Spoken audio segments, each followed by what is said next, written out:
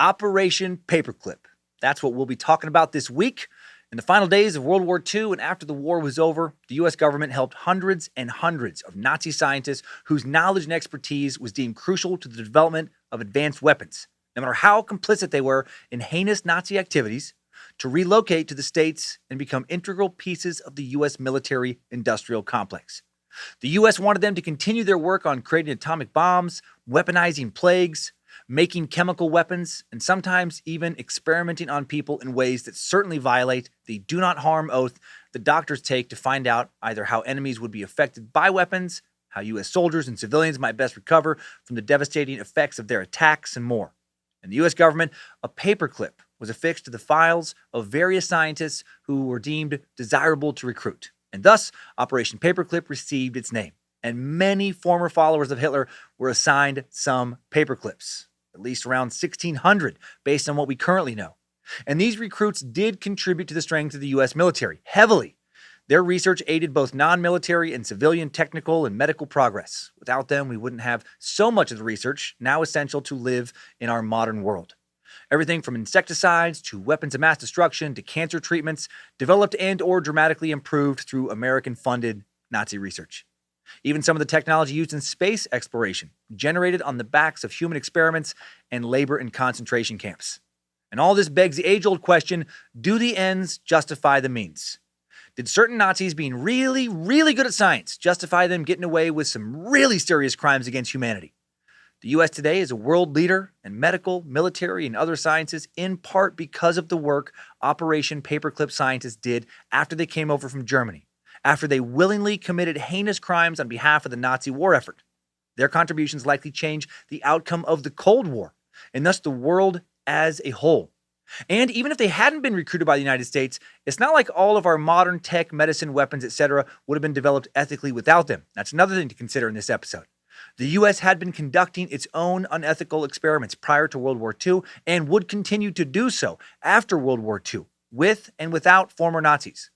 When it really comes down to it, there are few areas of scientific progress that have not been tainted at some point in their history by immoral or unethical behavior. Going to tread some murky waters today as we dive into a morally ambiguous, Nazi as fuck, top secret, classified edition of Timesuck. This is Michael McDonald, and you're listening to Timesuck. You're listening to Timesuck.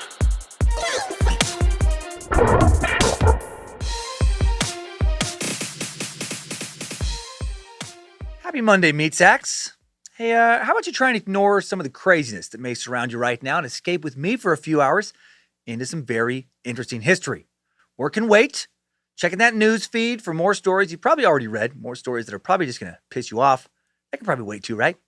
Hail Nimrod, love you, Lucifina, praise Bojangles, and Yamo am right here, Triple M. I'm Dan Cummins, Nimrod's bootlicker, Lucifina's wardrobe stylist, and you are listening to Timesuck. Still no stand-up tour dates to announce. Currently hoping, and this feels very promising at the moment, to restart my stand-up tour, delayed almost a year now, at the end of this summer in August. Very optimistic that at that point, shit will be consistently opened up around the nation. If it's not, well, I'm going to have a lot more to worry about than silly old stand-up comedy, and so will everybody else. So hopefully everything's opened up by then. For the time being, thanks for letting me get lost in some podcasts. Thanks for getting lost with me. Super weird new shirt at badmagicmerch.com in the store today. A Dahmer's Wings and Things t-shirt. Jeffrey Dahmer and chicken wings combined. Finally! After so much demand. Been a long time since we covered Jeffrey Dahmer.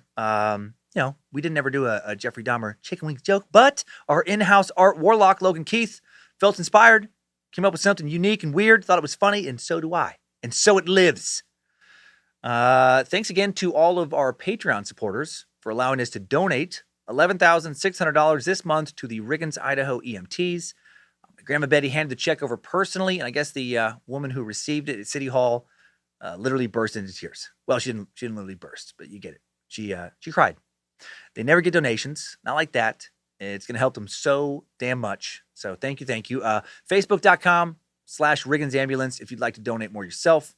And thank you for the continued ratings and reviews for Timesuck Online. Very humbling and motivating. And last quick message before we jump into today's tale. For my American meat sacks, don't believe all the hype. We are still One nation undivided. Might not always feel like it, but I do believe it. Don't let media focus on extremists on either side of the aisle. Make you forget that there's a great, big, relatively silent majority right there in the middle. Don't let the fact that you saw Biden sign make you think your neighbor wants to turn America into some Stalinist dumpster fire of communist gulags in despair. And don't let the fact that you saw a Trump sign make you think your neighbor, thought the QAnon Capitol raid was true patriotism or that they want to turn America into a white supremacist wasteland. A lot of moderate liberals and conservatives out there in America. A lot of good liberals and good conservatives. Truly, truly, I know many of both. Don't fall into the wrong echo chamber or house of mirrors and let it distract you from the fact that America's almost always run from the fucking center. So hail Nimrod to you all. And now, let's get Nazi. Wait, poor wording choice. Let's not get Nazi. Let's not ever get Nazi. Let's instead explore some Nazi history. Much better wording. Today on Timesuck.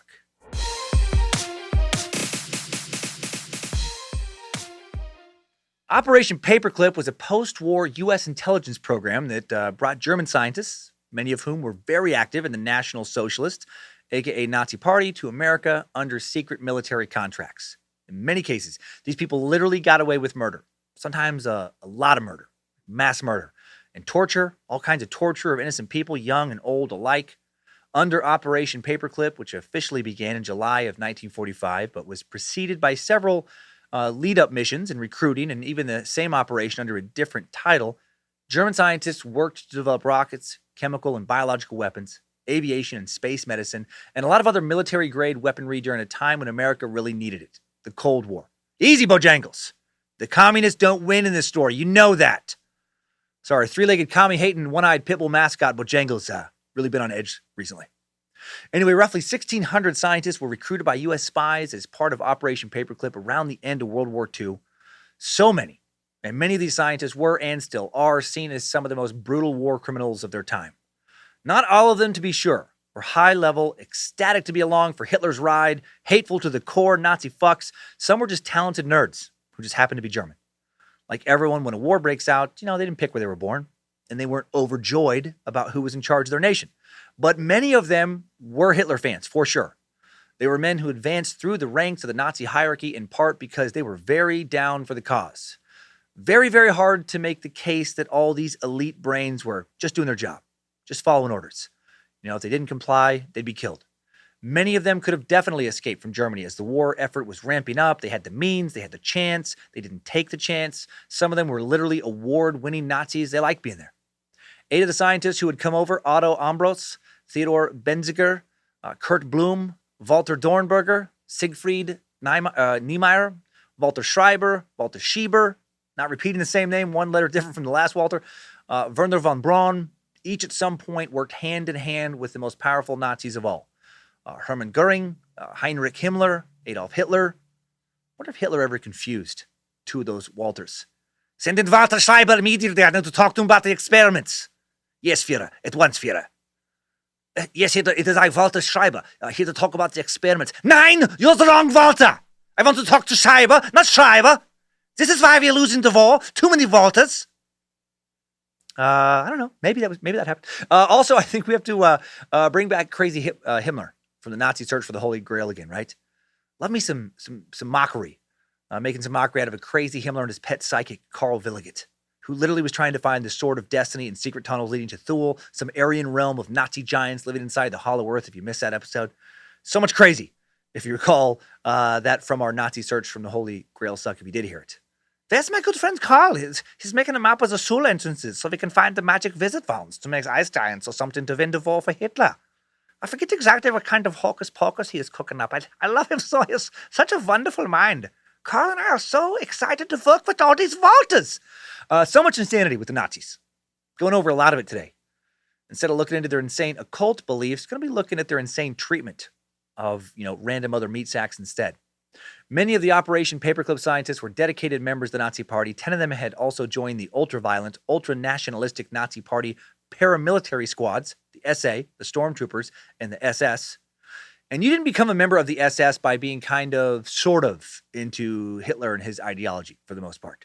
One branch of the SS ran the concentration camps. Another branch enforced Hitler's horrible racist agenda among the civilian public. Many of the SS were the worst of the worst. SS has been described as the foremost agency of security, surveillance, and terror within Germany and German-occupied Europe.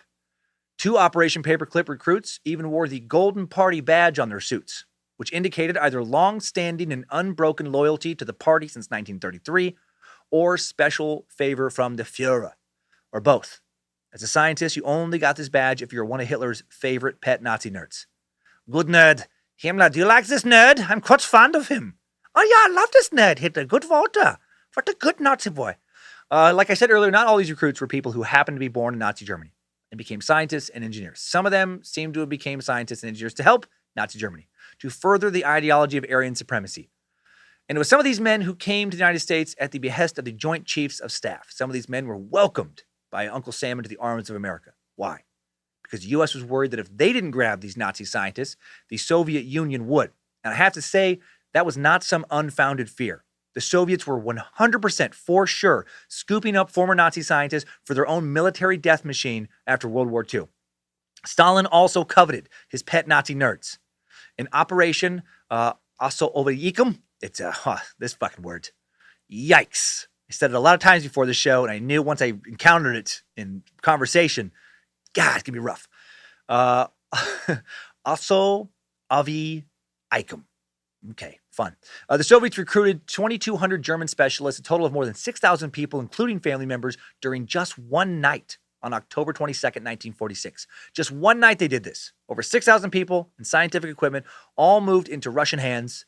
The Russians literally attempted to transplant entire research and production centers, such as a relocated V-2 rocket center from Germany to the Soviet Union, and collect as much as material as possible. So if the U.S. would not have recruited or imprisoned or killed the scientists they did recruit into Operation Paperclip, the Russians would have almost certainly brought them east for their own Cold War purposes. And the U.S. would use this reality to justify doing what they did.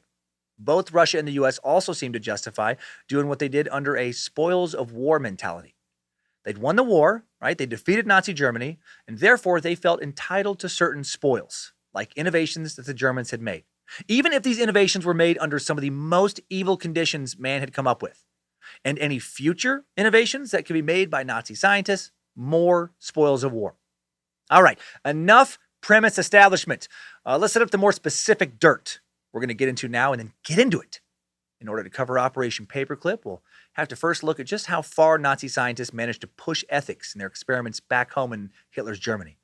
Then we'll look at some of the Nazis who would get a second chance at life in America, and get some American citizenship via Operation Paperclip, before diving into this week's Timesuck timeline that will include not just important Operation Paperclip dates, but also a history of unethical forays into medical experimentation, biological warfare, and more conducted by American scientists before and after World War II to illustrate that this story isn't as simple as Nazi scientists bad, American scientists good. Not at all. So what were the Nazis up to during the war? Exactly what kind of ethical breaches did the Nazis commit? Well, from what I can tell, they really didn't do anything wrong or bad. They seemed deep down like good guys, just kind of doing what they thought was best for the nation. Full disclosure, all of my Nazi research today came from stormfront.org. It was the most credible website I could find when it came to researching, the Nazis. JK, gosh dang! So much JK. Stormfront.org is a white supremacist, Holocaust-denying, Nazi-loving racial hate site and forum for paranoid, racist lunatics. It's been around since 1996. Go there if you want nothing but the fakest of fake news. It's fucking trash. The Nazis, of course, committed all kinds of historical atrocities and ethical breaches. To think otherwise is to be, really bad at thinking. For starters, it's well known that Nazi Germany, especially during the Holocaust, used human beings as slave labor. And they saw nothing wrong with using lives they saw as 100% expendable as lab rats as well. The people who inhabited their concentration camps, Jews from across Europe, Romani people, ethnic Poles, Soviet POWs, homosexuals, mentally disabled Germans, and more, often quickly put to death in gas chambers or shot and thrown in mass graves. Often they were also worked to death, which to me might be more cruel than a quick death in a gas chamber or death via a firing squad. Millions worked for Germany during the war, furthering the efforts of the very war machine that focused on eradicating them, working under the constant fear of death, working while being fed starvation rations, while being beaten, while watching their fellow prisoners, friends, lovers, family, their children continually die around them.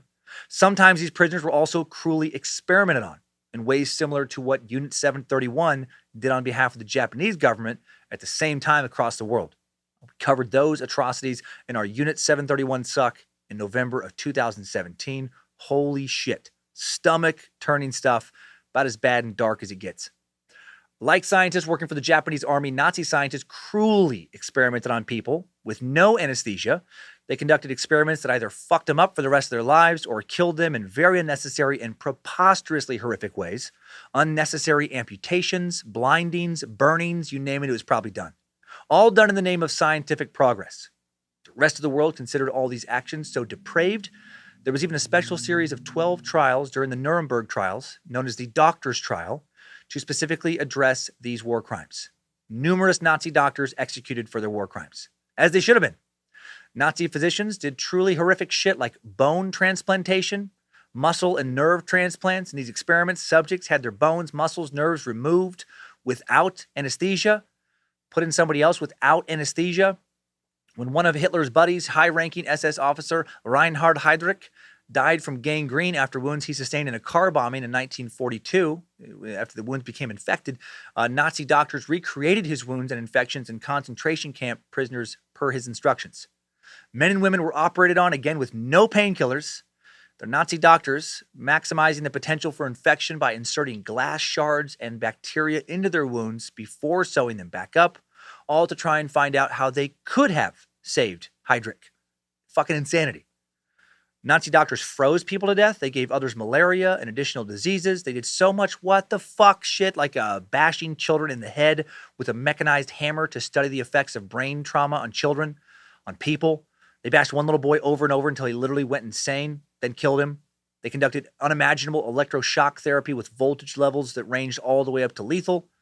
They killed innocent humans in high altitude, poison, and mustard gas experiments, and so many other ways. Arguably the most infamous studies that took place in Nazi Germany at the hands of Nazi doctors, or in this case, mostly one doctor, Joseph Mengele's study on twins.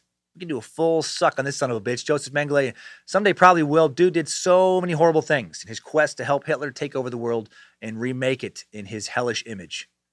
Today we'll dig into just his infamous twin study.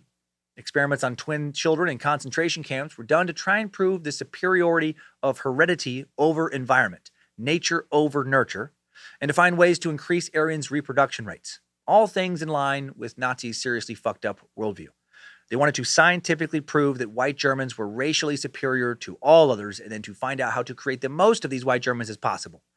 They did not prove racial superiority on any level whatsoever, in case you were curious. And the conductor of many of the worst experiments towards these ends was Joseph Mengele, aka the Angel of Death. From 1943 to 1944, Mengele performed experiments on nearly 1,500 sets of imprisoned twins, almost 3,000 kids, at Auschwitz-Birkenau. Only about 200 children survived these studies, roughly a 6% survival rate. So unbelievably fucked up. Frightened children, siblings, painfully experimented on by a madman, literally tortured, almost always to the death. This is the kind of shit that makes current Holocaust deniers so hated by anybody fucking rational. You know, that it happened at all is obviously such a colossal, unnecessary injustice, and then to deny it, and not even a century later, another heinous, terrible injustice, such a dangerous kind of ignorance. When people were brought into Auschwitz-Birkenau, where the Angel of Death worked, more like the Demon of Death, twins were immediately separated from other prisoners at the camp's train platform at Mengele's instructions. They were then taken to a laboratory to be examined. Twins were arranged by age and sex and kept in crude barracks between experiments. These experiments included amputations, blood transfusions, infection with various diseases. Mengele even had dyes injected into the children's eyes to change their color in some of his experiments. No anesthetic. This, of course, was unbelievably painful, led to infections, temporary and or permanent blindness. Other mysterious injections were given to just cause severe pain. Injections into the spine were given with no anesthesia. Diseases, including typhus, tuberculosis, would purposely be injected into one twin and not the other. And then when one died, the other healthy child was typically killed immediately to examine and compare the effects of the disease. Even more horrifying, Mengele once attempted to create a set of conjoined twins by fucking sewing two non-conjoined Romani kids together, back to back. That's something straight out of like a lost episode of American Horror Story. This caused gangrene and, of course, unimaginable pain. and eventually both twins' deaths. Mengele saw twins as the perfect scientific opportunity because one twin could be experimented on while the other was kept as a control. Doctors could then look at the effects of experimentation and compare both bodies. This motherfucker was truly evil. Nimrod's butthole, far too good of a place for his soul to ever dwell. Witnesses later described this motherfucker literally whistling while he worked. Just a cartoonish monster, like the villain from some sort of torture porn horror film. Just sewing kids up, then, grabbing a Sammy, sipping on some soda, maybe putting on a record, listening to some classical music, talking about what a beautiful sunny day it was outside while, some tortured child let out their fucking death rattle. Just 100% sociopath. Truly zero empathy. After the war, one former prisoner would describe how Mengele once ripped an infant from its mother's womb, then literally hurled it into an oven to burn alive. He was furious it wasn't, one of a set of twins as he had hoped. Another told of a mother killing her own newborn infant right after birth so it would not starve in a Mengele experiment. Jesus Christ. Third witness recounted how Mengele kept hundreds of human eyeballs pinned to his lab wall, like a, quote, collection of butterflies. Dude was as fucked up or even more fucked up than any serial killer we have ever covered. I mean, sometimes you just max out on evil, as some of our serial killers have done. And this guy was right there with them. Dude truly gave zero fucks about any of the innocent human beings brought to him before Auschwitz. Thankfully, Mengele would not be recruited into Operation Paperclip. I don't think. Not everything has been declassified, so we can't know for sure. Sadly, Mengele would for sure not just survive the war, but thrive. He managed to escape imprisonment, fled to South America, became a citizen of Paraguay in 1959, later moved to Brazil, where he met up with another former Nazi party member, Wolfgang Gerhard. In 1985, a multinational team of forensic experts traveled to Brazil in search of Mengele, and they determined that a man named Gerhard, Wolfgang, who had died of a stroke while swimming in 1979, was actually Joseph Mengele, who had stolen Gerhard's identity after his friend had died. The doctor would live to the age of 67, never once facing punishment for any of his crimes. Sometimes, as painful as this reality is, the very worst of us just get away with it. Just never face justice. At least not in this world. Is it okay to pray for hell to be real? Is that a good use of prayer? Please, God, please, dear God, burn this motherfucker. Just burn this motherfucker alive forever and ever, amen. Other Nazi doctors, unable to escape, doctors who would be caught and face trial, would claim that they had been acting out of necessity. They compared their victims to civilians who died from Allied bombing campaigns, nothing more than collateral damage. We'll meet some of these dirtbags shortly, but first let's talk about what sort of research many of these Nazis were doing and why the U.S. wanted them so badly. For many in the U.S. government, facing a new showdown with the Soviet Union, winning the Cold War, and beating back communism would absolutely justify the means of using Nazi scientists who had committed atrocities on par with what we've just covered. And an intense arms race was ramping up between the world's two biggest and growing superpowers. Both sides needed new weapons to win it, or at least keep it to nothing more than a stalemate. And both knew that in Germany, there were some guys who knew an awful lot about, weapons and how they could be used to wipe their rivals off the face of the earth. Securing the minds who could create true weapons of mass destruction is what lay at the real core of Operation Paperclip. Weapons of mass destruction, or WMDs, include biological, chemical, nuclear, radiological weapons that can kill and bring significant harm to numerous humans or cause great damage to human-made structures, natural structures, or the biosphere. At the time of Operation Paperclip, these weapons were known as ABC weapons: atomic, biological, and chemical. And the Soviet Union and the U.S. were creating ABC weapons at breakneck speed during World War II and directly following it. What a cutesy name, by the way, for powerful agents of death. Just ABC weapons. What are you boys working on? Not much, Ma. Just baking up some cupcakes, making some fruit punch, and cooking up a few ABC weapons. By the time of Operation Paperclip, the U.S.'s interest in ABC weapons was already a few decades old. After World War I, the U.S. went on a big chemical weapons binge, producing millions of barrels of mustard gas and lewisite. Lewisite's a pale yellow, odorless compound that was used in World War I as a blister gas, which is just as nasty as it sounds. It would create chemical burns on the skin or in the lungs of its victims, giant, debilitating, pus-filled blisters, nasty shit. Thousands of U.S. troops were exposed to chemical agents like these in the 1940s in order to test the efficacy of gas masks and protective clothing. Roughly 60,000 black and Hispanic troops were subjected to, without their understanding of what was going to happen to them, a mixture of mustard gas and lewisite during World War II in an experiment declassified in 1993. In 2015, one of these soldiers, then 93-year-old African-American Rollins Edwards, who was serving at Clark Air Force Base in the Philippines during the war, told an interviewer that officers led him and a dozen others into a wooden gas chamber and locked the door. Had no idea why they were headed there. Just ordered to, come with me and get in that room. Just following orders. Then gas is pumped inside. And Edwards recalled, it felt like you were on fire. Guys started screaming and hollering and trying to break out. And then some of the guys fainted. Finally, they opened the door and let us out. And the guys were they were in bad shape. So that's an example of a C weapon and an example of some fucked up shit that the U.S. government did to their own troops. Now let's look at some A and B weapons, then a few more C examples. Atomic or nuclear weapons release explosions of energy as a result of nuclear fission, nuclear fusion, or a combination of those two processes. Germany began its secret atomic program called Uran. Oh boy. In English, it's Uranium Club. Why? I don't think I need to pronounce the German version. In April 1939, just months after German scientists Otto Hahn and Fritz Strassmann had inadvertently discovered fission. It's kind of like with Italian words. I find that if I do kind of a character, I actually do pronounce them a little more, properly. Fritz Strassmann, maybe I'll go back to that. Uranium Club, I don't know. Did a significant head start over the Americans' Manhattan Project, but Germany never delved further than preliminary research into atomic weapons. And it's not that they didn't have smart enough scientists. Hitler, oddly enough, just wasn't that into atomic weapons. He considered it to be an inferior science.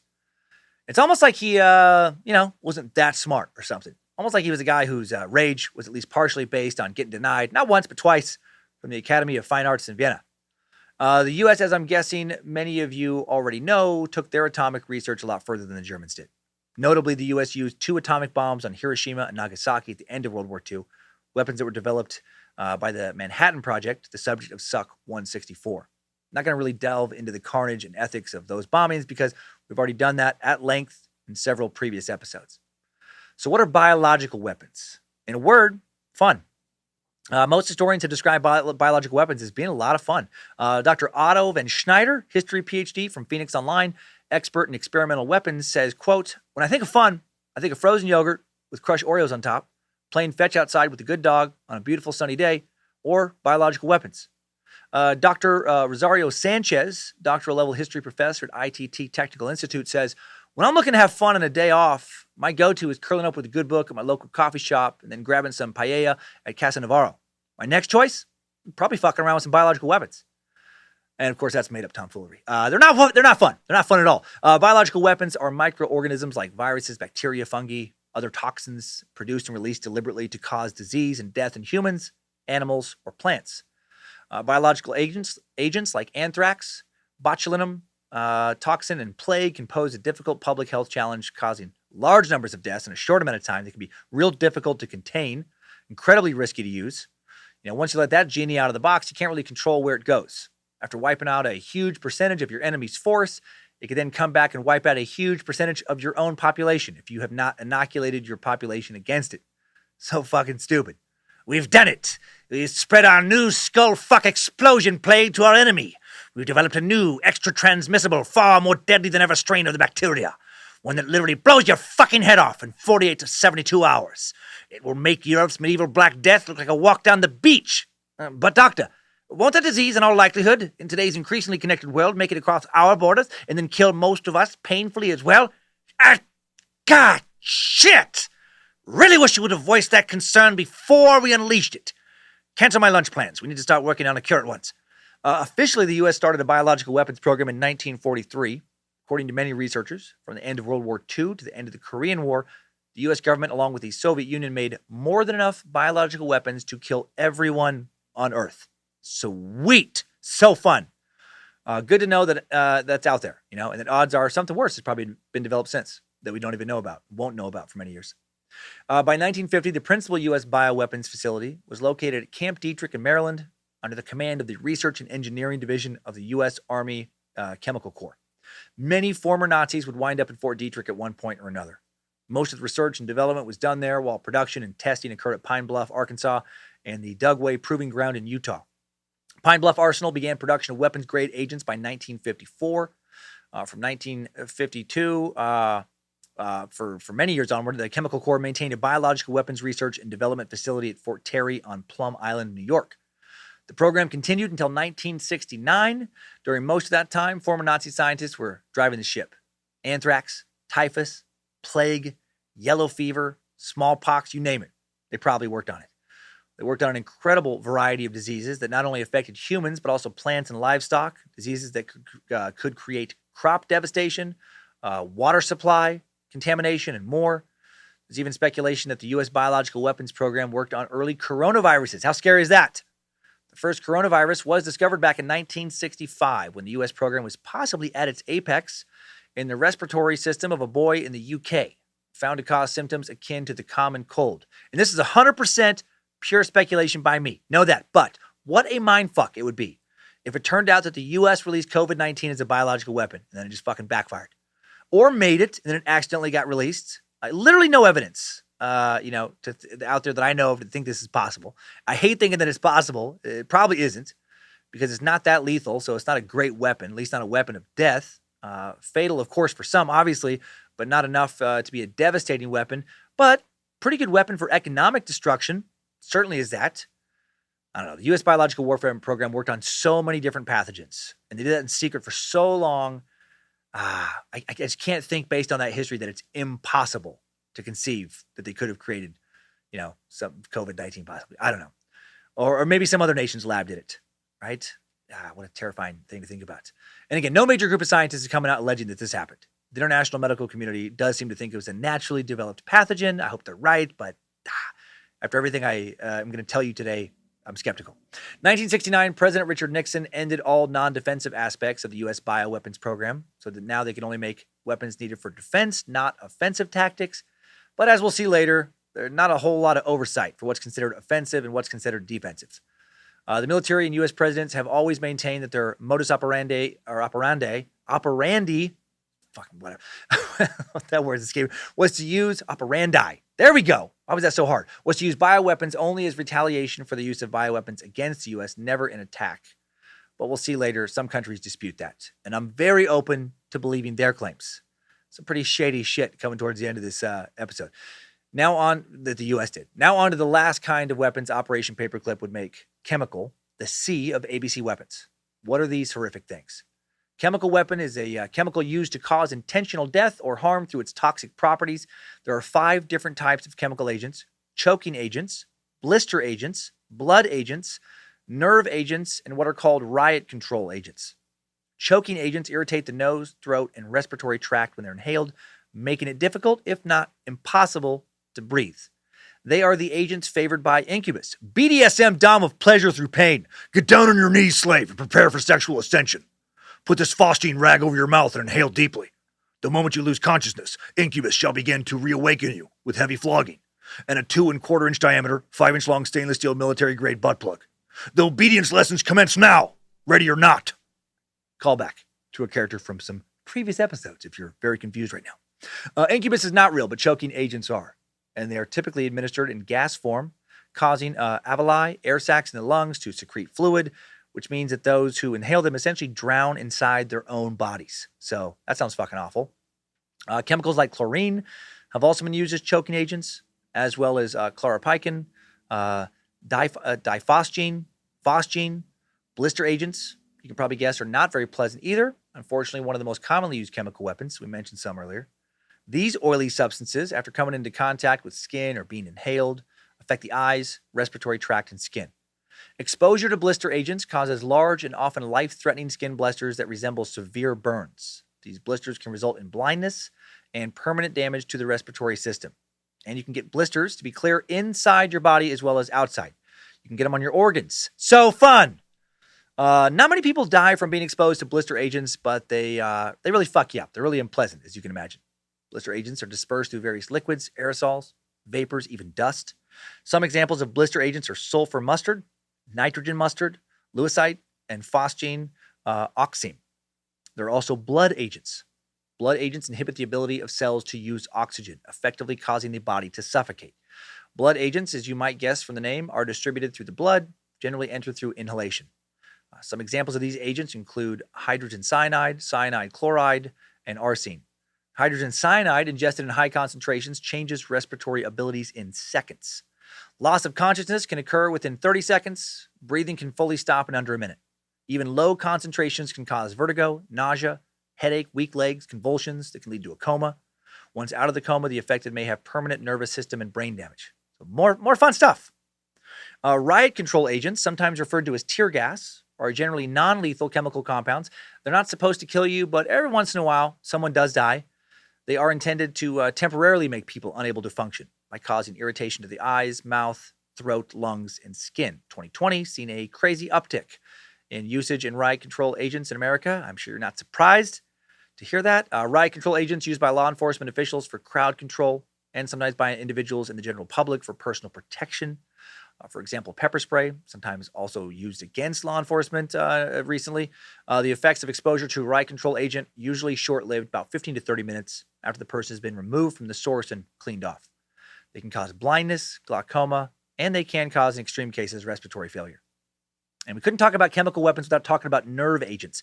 Nazi scientists had a lot of experience with these, experience they would bring to the U.S.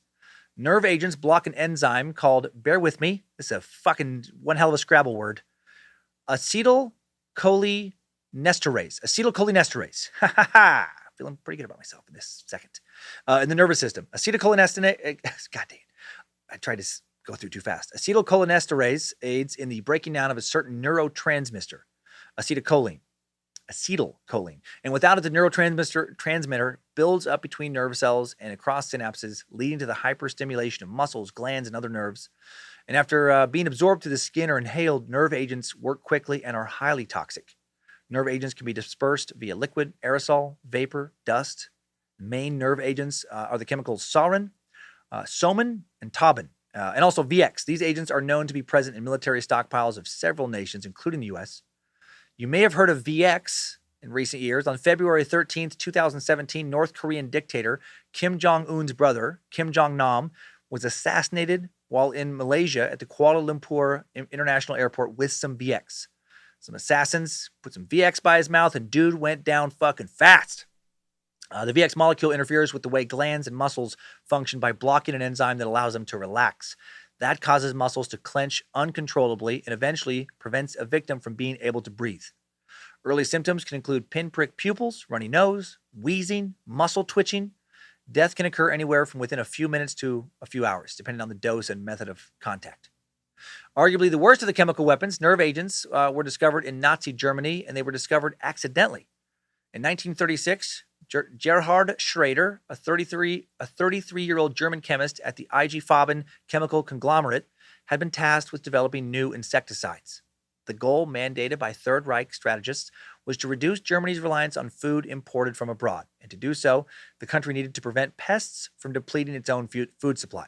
Schrader created a compound called Preparation 991 that was so deadly, IG Farben alerted the German military to it. When some other German scientists first studied it, they were so impressed by its toxicity, they named it Tauben, a riff on the German word for taboo. Existing chemical weapons such as mustard gas and phosgene took hours to days to kill their victims, but Tauben could kill in just 20 minutes. So the Army gave Schrader and a colleague a 50,000 mark reward, about $20,000 at the time, for the discovery.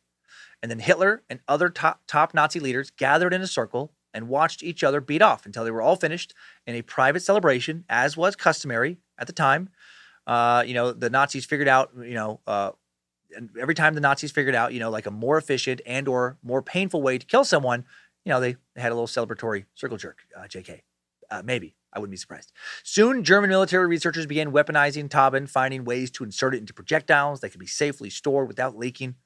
Other scientists tested the compound on animals, developed processes to manufacture the poison, researched antidotes, tried building analogs, aka compounds with similar molecular structures, in other words, other nerve agents. In 1938, Schrader himself synthesized a new nerve agent that was twice as toxic as Tauben.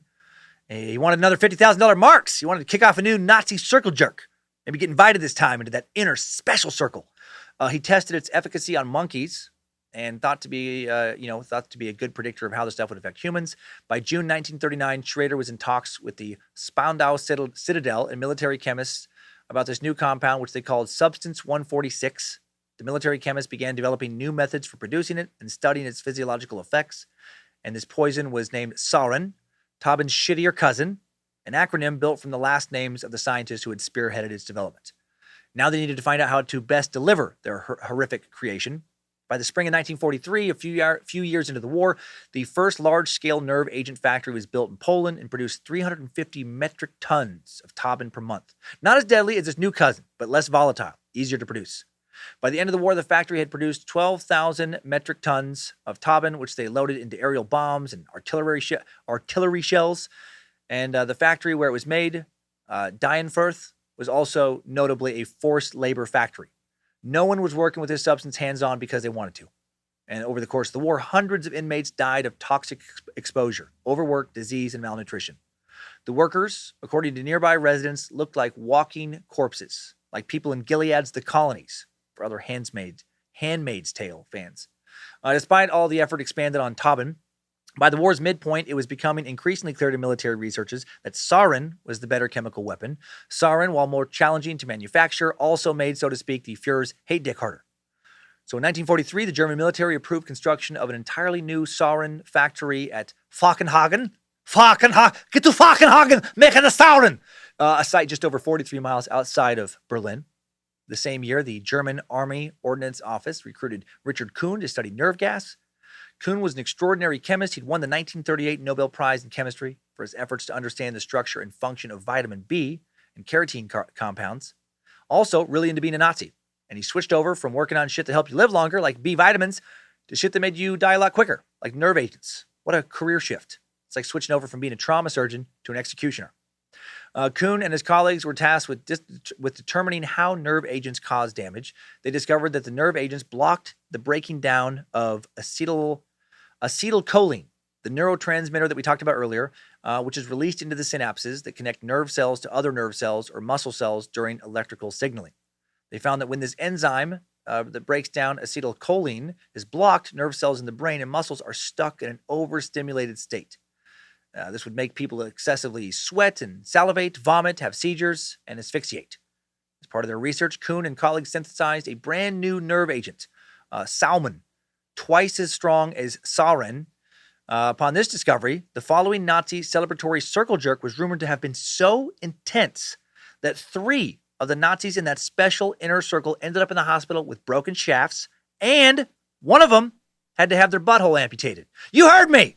His butthole was amputated. Gosh dang! How is that even possible? It's hard to wrap one's head around. No explanation given in the sources. I just made up my head for that. Hitler would never end up using his stockpile of B's and C's much, though. He thought with his success with his blitzkrieg attacks, followed by an invasion of ground troops, that would be more than enough to be successful in conquering what he wanted to conquer. And it's thought he was worried about retaliation. If he unleashed, WMDs, ABCs on Allied forces, he was certain they would respond in kind. And also Hitler himself may have been subjected to mustard gas while fighting in World War I. And it's believed by some that he just didn't want to risk subjugating his own troops to something similar. Also, random fact, Hitler was awarded the Iron Cross, first-class medal for his service in World War I, an award normally given for bravery in battle. He was so proud of that medal, he had it on him when he killed himself. And who recommended that he receive that medal? Hugo Gutmann, a German Jewish lieutenant. Right? The medal, the award he was most proud of, was awarded to him after he was recommended to receive that medal by a Jewish German lieutenant. Man, what a motherfucker. Luckily, Hugo was able to successfully flee from the nation he once defended in 1939 with his family, made it to San Diego where he worked as a typewriter salesman until his death in 1962. For their part, the Allies initially had no idea that the German military discovered and was stockpiling a suite of such extraordinarily toxic chemical weapons, even though someone had actually literally told them. In May 1943, after Germany lost a 6-month battle in Tunisia, Allied forces took some 230,000 Axis soldiers prisoner. Among these prisoners of war was a German who informed his British interrogators that he was a chemist who had worked at a secret chemical weapons institute, the aforementioned Spandau Citadel in Berlin, on a new poison with astounding properties. His descriptions of the colorless, nearly odorless chemical that could kill victims in just 20 minutes or less sounded too good to be true. British intelligence officers back in England did not believe his story, and the 10-page report filed by the interrogators was completely ignored. Then, after the war, I'm guessing some dudes got their asses chewed. You knew about the Tobin 3 bloody years ago. We thought they were joking, sir. And what else did you think they were joking about? 4 other nerve agents, 22 biological weapons, the location of Hitler's bunker, papers that contain the Nazis' entire strategy for war on the Western Front, and the Holocaust in general, sir. How in the Queen's name did you get your bloody jobs? We're the Queen's third cousins, twice removed, sir. Ah, yes, that makes sense. After the Nazi Party fell, or as the Nazi Party fell, they continued to move and hide their stockpile. They also executed prisoners who had worked in the factories to make sure they didn't notify the Allies. The Allies would finally get wind of what was going on when American soldiers encountered a barge traveling down the Danube River in Bavaria. They began to fire at it, and then to the American surprise, after just a few rounds of fire, the Germans on board waved surrender flags and then admitted that the cargo, tabun-filled bombs, could have killed them all. Whoops. When Allied scientists discovered this potent unknown nerve agent that was much more toxic than anything they had in their own weapons inventory, they scrambled to get their hands on these weapons and the men who made these weapons. Operation Paperclip type dealings long before it had officially begun. Soon the Americans and British pooled resources and began searching for and rounding up scientists involved in chemical weapons research. When they later arrested Schrader at his home after the war was over, the German chemist who had begun creating these chemical weapons, he immediately handed over chemical formulas and other details about nerve agents. Bringing down Nazi Germany now had a whole other dimension to it, appropriating its knowledge of weapons. So it would be in quote-unquote good hands. They'd soon learn it had also fallen into hands they considered bad. American and British intelligence discovered that Russians had rebuilt Dienforth's, Tauben, and Sarin plants in Soviet territory. A chemical arms race now is underway. It's now about who could get their hands on the best research, the best minds, no matter what atrocities these minds had taken part in. So, what are the ethics of all this? There is an argument for the U.S. to recruit these scientists, but should they have then imprisoned them instead of pardoned and worked with them? Should they maybe have allowed them to work for the U.S. war effort as part of some type of prisoner release program? Maybe they could have agreed to financially take care of their immediate families thanks to their contributions to the U.S. war effort, but then not have guaranteed their freedom. Would it have been ethical to use their knowledge for Allied weapons manufacturing and then put them in prison following the war? Or should they have been recruited so that they didn't fall into Russian hands, but then immediately put on trial for war crimes in the U.S. and executed if found guilty? Where is the line? If Dr. Mengele was the one man on earth who could give the U.S. the winning edge in the Cold War, would it have been justified to pardon him? Right? Can you overlook torturing 3,000 children to death if you think you can save millions from dying in a potential World War III? Think past initial, fuck that guy, gut response on that one. I mean, what truly is the right answer there? Let's meet some Nazis now who were recruited, not hypothetically, into Operation Paperclip after it kicked off in July 20th, 1945. While Russia would get their hands on thousands of former Nazi sciencey folks, as we mentioned, the U.S. got 1,600 of the very best or the very worst German minds, depending on how you look at it. We'll start with Wernher von Braun. Wernher von Braun, arguably Operation Paperclip's brightest star, someone we covered in Suck 164, the Manhattan Project. Von Braun was a physics and engineering genius, incredibly charismatic. Many of those who knew him thought he was a visionary. When NASA was created, he joined it as director of the Marshall Space Flight Center, was put in charge of the Saturn V rockets that sent Apollo program spacecraft to the moon. He's given the nickname the father of America's space program. In recognition of his services, he was later awarded the National Medal of Science in 1975. Sounds like a hero, right? But can a hero also be a war criminal? During World War II, von Braun was an SS Sturmbannführer, equivalent to an army major, who developed and oversaw the manufacture of V-2 rockets, the world's first ballistic missiles. His rockets, carrying 1-ton explosive warheads, rained down fucking terror and claimed the lives of thousands, the overwhelming majority of them civilians in London, Antwerp, and other cities. However, if von Braun is a war criminal for doing that, how many World War II U.S. officers and politicians are then also war criminals for the civilian bombing, of Nagasaki and Hiroshima, for dropping those atomic bombs on those civilians?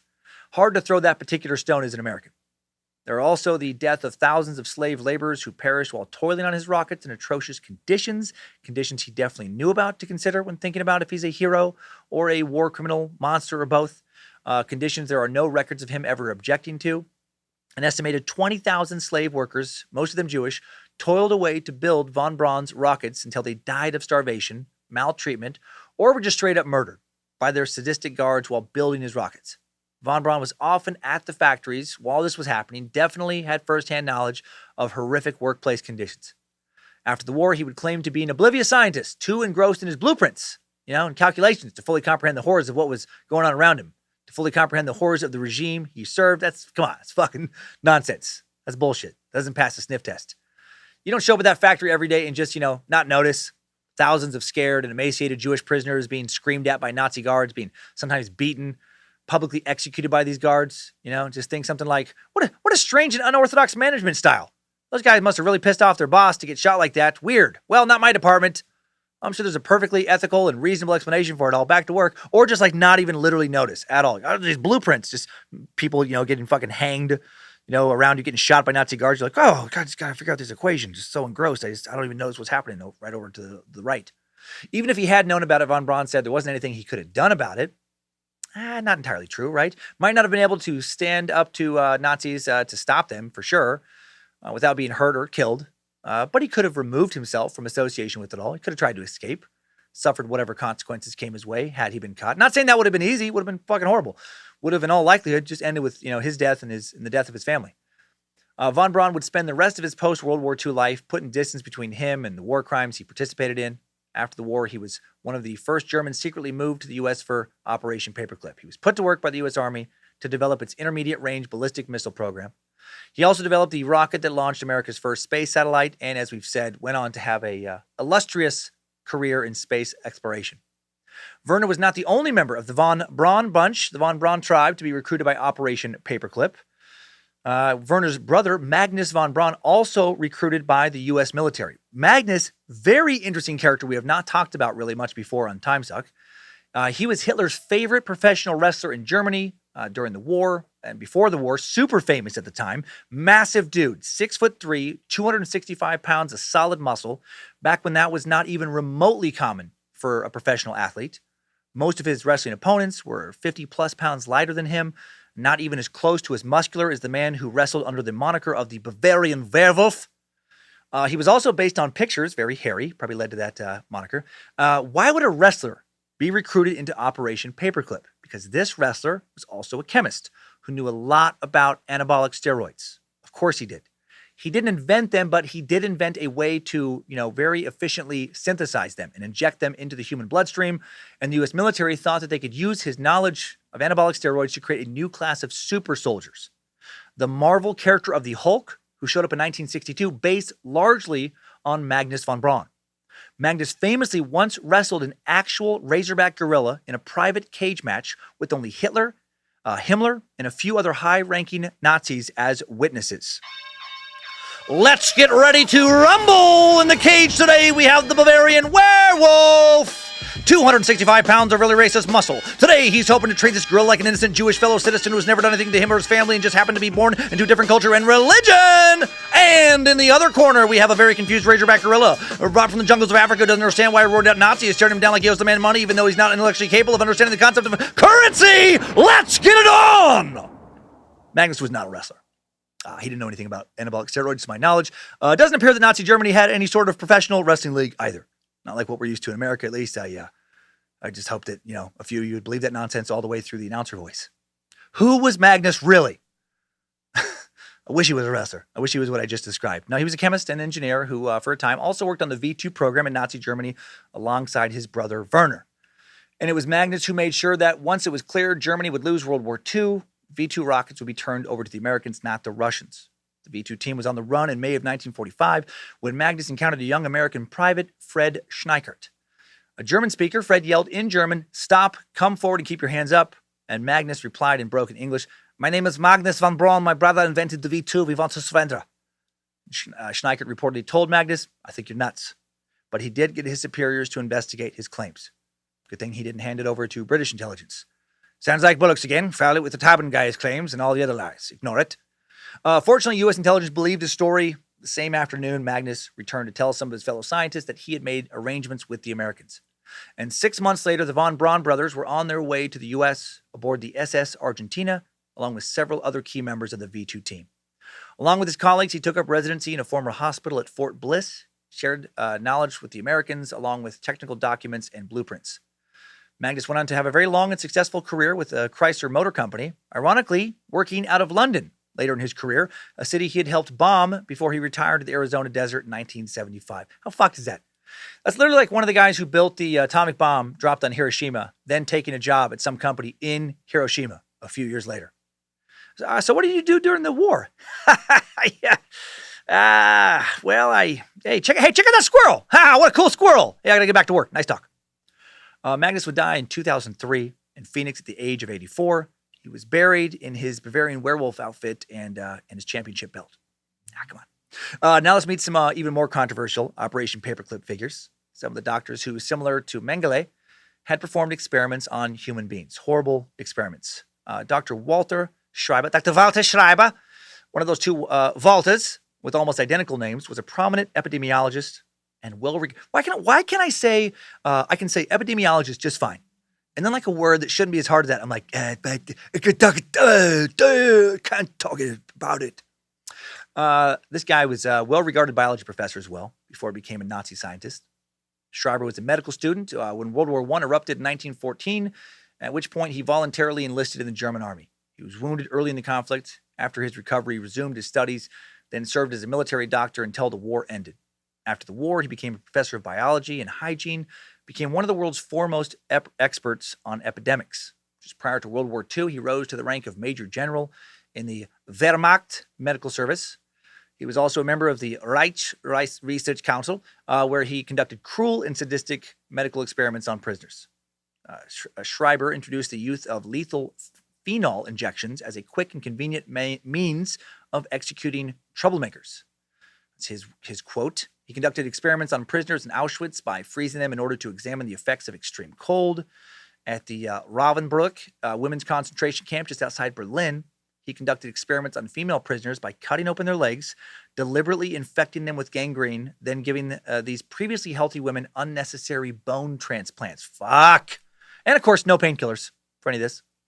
The subjects of experiments usually suffered slow and incredibly agonizing deaths. At the end of the war, he was captured by the Red Army, taken to the USSR, where he was imprisoned. Unfortunately, he was not tortured mercilessly there. His captors soon discovered his true identity, and the Soviets then put him to work providing medical care to high-ranking German prisoners.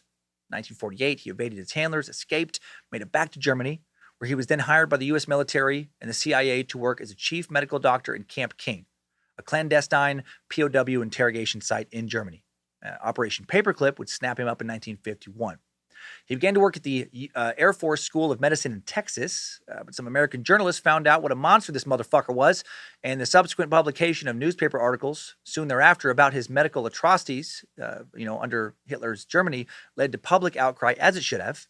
His intelligence handlers then relocated him and his family to Argentina in 1952, where he worked as an epidemiologist in a research laboratory, most likely still working on biological weapons for the U.S. government until his death from a heart attack in 1970. Another medical monster who got a new life thanks to Operation Paperclip was Dr. Herbert Bruner Gerstner. Dr. Herbert Bruner Gerstner, brought to the U.S. in 1949. In the 1930s, Gerstner worked for the University of Leipzig. He started off by interning as a research assistant for Dr. Eugene Gildemeister, a leading researcher in the field of electromagnetism, there we go, and how electricity affected the human body. Regular Dr. Frankenstein. Gerstner also got involved with a psychiatrist named Ponce, who developed an extreme electroshock therapy that a U.S. government report described as pure, unadulterated sadism. This Walter studied under some of the Third Reich's finest sadists. Then he joined Action T4, a program Hitler started in October of 1939, which empowered his personal physician, Dr. Karl Brandt, and Chancellery Chief Philip Buhler to kill those deemed unsuitable for life. The two were charged with responsibility for expanding the authority of physicians so that patients considered incurable, according to the best available human judgment of their state of health, can be granted a mercy killing. Yeah, right. Mercy killing. These are people who did not fucking want to die. Gerstner worked on this program, which claimed the lives of tens of thousands of those deemed unfit to live because of incurable illnesses, both physical and mental.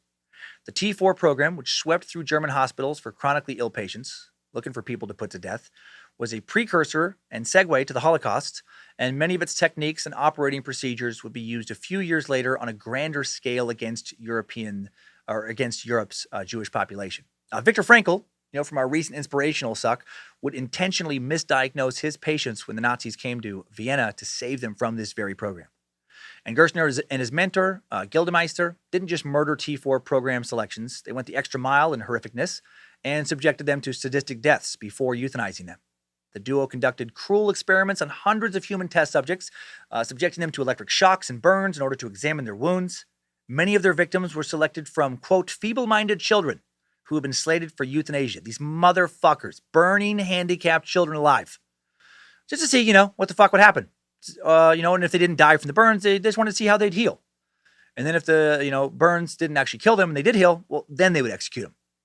Gerstner was selected for Operation Paperclip despite openly admitting to U.S. officials that he had done this shit.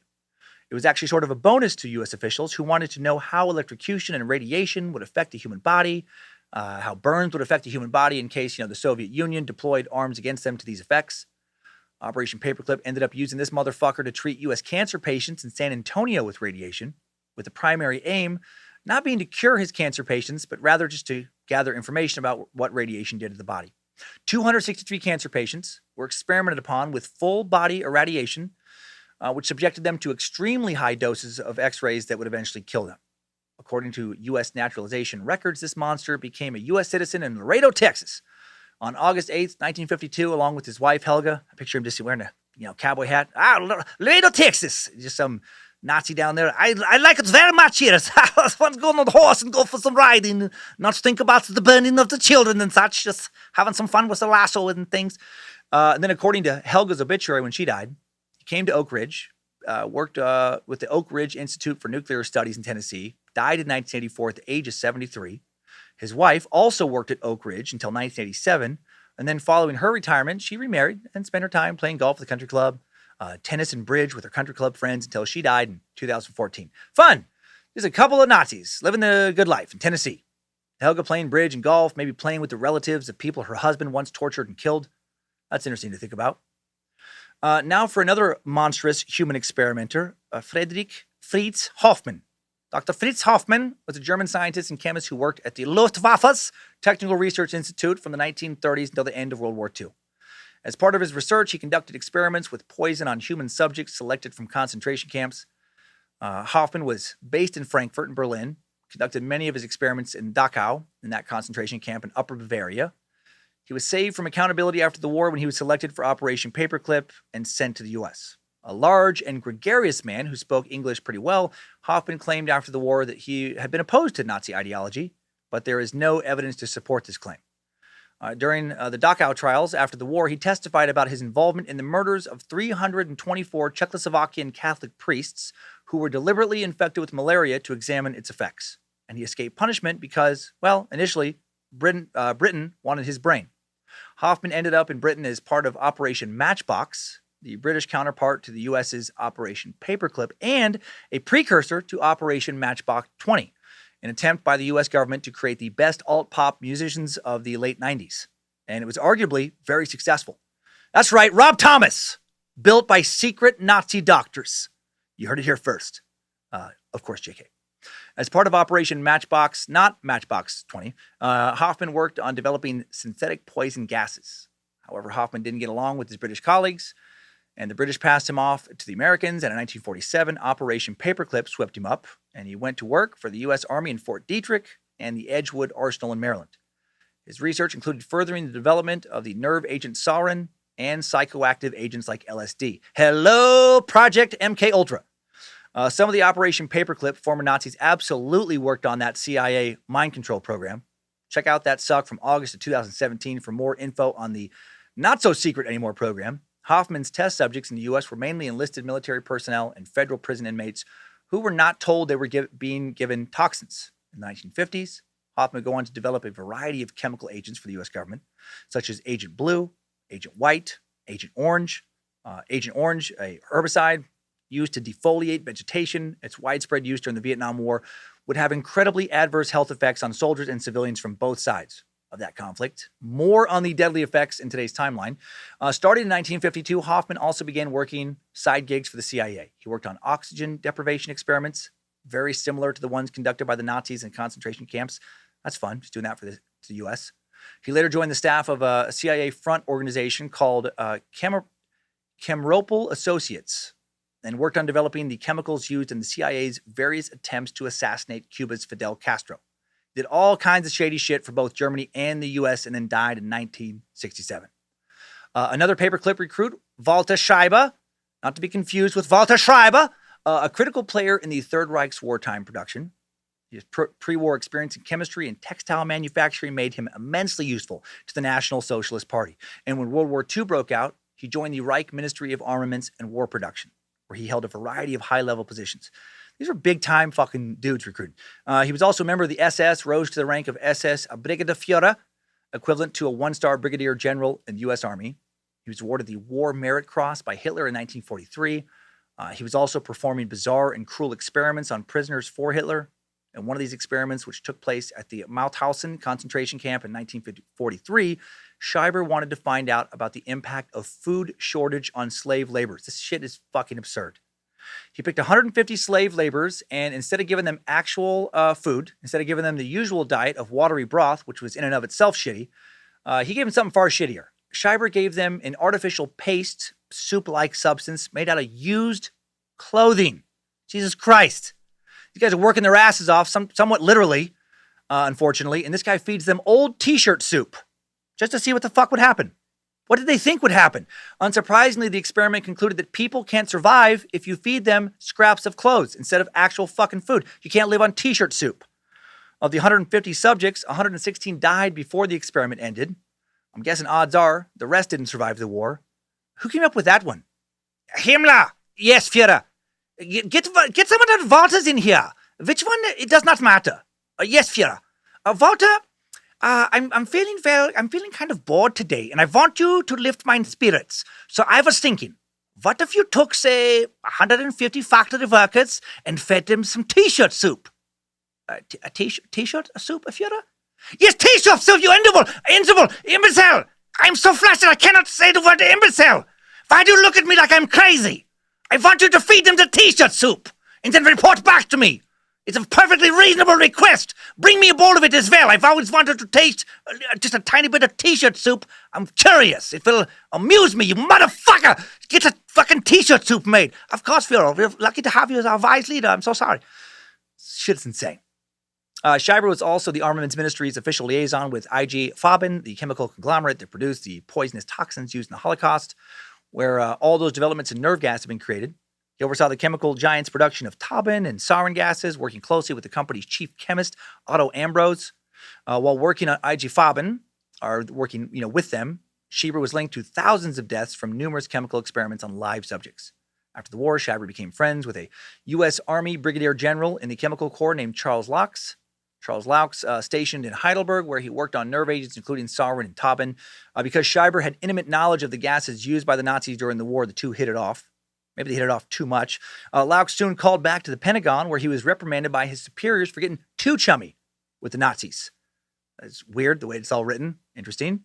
Laux, what are you thinking? We want you to work closely with these guys, get all their secrets, make sure they're productive. Have, maybe a drink with them sometimes. Sometimes tell them an okay joke. Get a polite laugh.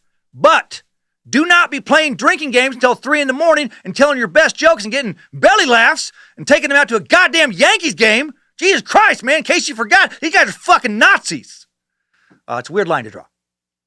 As a 1947 official memo stated, Dr. Scheiber's talents are of so important a nature to the U.S. that they go far to override any consideration of his political background. That's an interesting thing to write, right? That they go far to override any consideration of his political background. So, whatever the fuck this guy did, we don't care. He has some important knowledge. Scheiber worked there for 10 years. He was instrumental in helping the U.S. develop its own sarin gas capability. In addition to his work for the Army's Chemical Corps, Scheiber became a CIA asset for the remainder of his life. He lived at the age of 63, spent his final years working for the U.S. from West Germany after leaving the country when investigative journalists discovered, what he'd done for Nazi Germany and were, not real happy about it and exposed him. Now let's meet yet another cruel experimenter. We're almost at the timeline. Dr. Hubertus Strughold was a prominent German medical researcher who served as the Luftwaffe's chief aeromedical researcher from 1935 until the end of World War II. He was a bigwig, another bigwig. During the war, he conducted some horrific human experiments on prisoners, got many of his test subjects killed. Those activities were swept under the rug, however, and he was, of course, brought to the U.S. under the protection, again, of Operation Paperclip. After earning a medical degree in the 20s, Strughold, got into the emerging field of aviation medicine. He won a Rockefeller Foundation scholarship or fellowship and traveled to the U.S. in 1928, where he conducted aviation medicine research at the University of Chicago and at Case Western University in Cleveland. Back in Germany, he became a professor. Then in 1935, when he was hired by the Nazis as director of the Research Institution for Aviation Medicine, which was sponsored by Hermann Göring's Ministry of Aviation. Strughold's institution conducted pioneering research on the physical effects of supersonic flight and high altitudes. When the war broke out in 1939, the institution was absorbed into the Luftwaffe. And during the war, Strughold was part of medical studies that used inmates from the Dachau concentration camp. Test subjects were, again, forced to endure surgeries without anesthetics. They were immersed in frozen water to examine the effects of hypothermia. They were placed in air pressure chambers to test the human body's ability to withstand or not withstand various levels of air pressure. Very cruel way to die. And not that many years before, he was studying at the University of Chicago in Case Western. Probably grabbing some drinks with some American friends, maybe cheering for the Cubs or the White Sox or the Cleveland Indians, eating a hot dog, admiring a home run. Then over in Germany, not that long afterwards, freezing scared Jewish concentration camp victims to death. How very disturbing. After the war, investigators at the Nuremberg war trials listed Strughold as one of 13 persons, firms, or individuals implicated in the Dachau medical atrocities. And because the U.S. government figured he possessed valuable information and experience, he was never charged with war crimes. Instead, he's brought to America, where Strughold held high-ranking medical positions in the Air Force as head of its School of Aviation Medicine in Texas at one point. He then went to work for NASA as head of the Department of Space Medicine. Strughold conducted pioneering work in the physical and psychological effects of manned spaceflight, and his efforts helped get American astronauts to successfully walk on the moon. Because of his contributions to the field, he became known as the father of space medicine. Space medicine partially evolved out of concentration camp torture. And since 1963, the Space Medicine Association has given out an annual Hubertus Strughold Award to top physicians or scientists for outstanding work in space medicine. Strughold denied participation or even knowledge of the Dachau human experimentation. And for years before classified information was released, most physicians and scientists in his field took him at his word. He was also beloved by his colleagues and students, many of whom found it hard to believe that Strughold had lied about his involvement in Nazi human experimentation, but he did lie. Strughold's expertise in keeping people alive in space was derived, at least partially, from his intimate knowledge of just how much the human body can endure under extreme stress in those concentration camp experiments. And many other Nazis who conducted horrific experiments on prisoners during World War II were also recruited into Operation Paperclip. Let's get back to the rocket men for just a second here. Dieter Grau did not only develop rockets, he developed torturous punishments for those deemed traitors as well. As a member of the von Braun rocket group, Dieter Grau was a central part in the development of the V-2 rocket during World War II. During his time as a Nazi asset, Grau was briefly posted in Mittelwerk, an underground slave labor rocket factory run by Arthur Rudolph, another Nazi who would also be recruited into Operation Paperclip. And at Mittelwerk, Grau developed his expertise in debugging, or in the detection of worker sabotage. The slaves that he outed at Mittelwerk were subjected to a special punishment reserved for saboteurs: public hanging in the factory's main hall by a crane that was raised very slowly while other horrified laborers looked on. So your neck wasn't broken, you just slowly choked to death as you were hanged. After he was snapped up by Operation Paperclip, Grau served as a quality director on a number of rocket projects, including the development of the Saturn V rocket. And did the man who slowly hanged prisoners only in prison because of their heritage receive karmic retribution and die a slow and painful death at a young age? No. Grau lived a long time, to the ripe old age of 101, and was fondly remembered by his American colleagues for his attention to detail and everything he did. How sweet. What a nice, detailed man. Wonder if his colleagues knew he paid great attention to the details of dramatically executed innocent Jewish, slave laborers forced to work in that prison camp.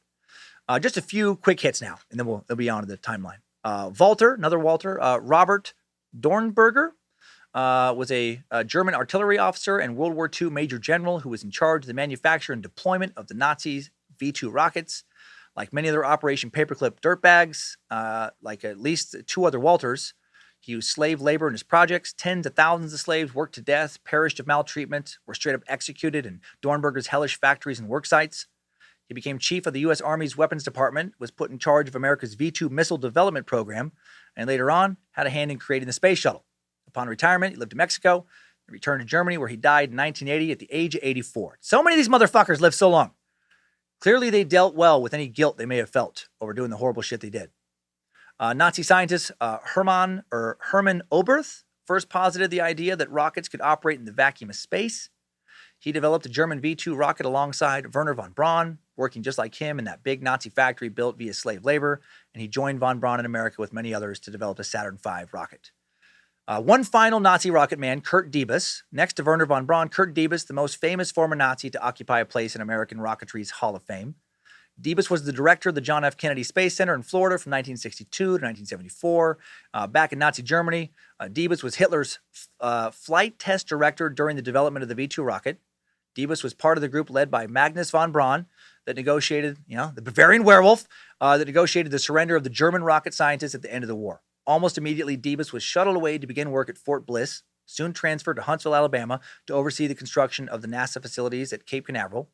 With Diebus at the helm, NASA successfully launched 13 Saturn V rockets into space, including the rocket that carried the Apollo 11 astronauts to the moon. And Diebus would never have achieved any of this for America without first working in that deplorable Nazi V-2 factory. Kurt Diebus would be awarded the U.S. Army's highest civilian decoration, the Exceptional Civilian Service Medal, the Scott Gold Medal of the American Ordnance Association's Missile, and the Astronautics Division and NASA's Outstanding Leadership Award. Sorry, a lot of awards there, with a lot of words in them. He went on to win a lot of awards. I could spend 10 minutes listing them all off. He was elected to the National Space Hall of Fame in 1969, and the dude, was a Nazi.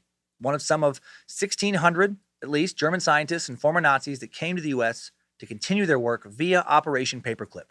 All 1,600 in some way, shape, or form, I would have to guess, committed serious ethical breaches on behalf of the Third Reich.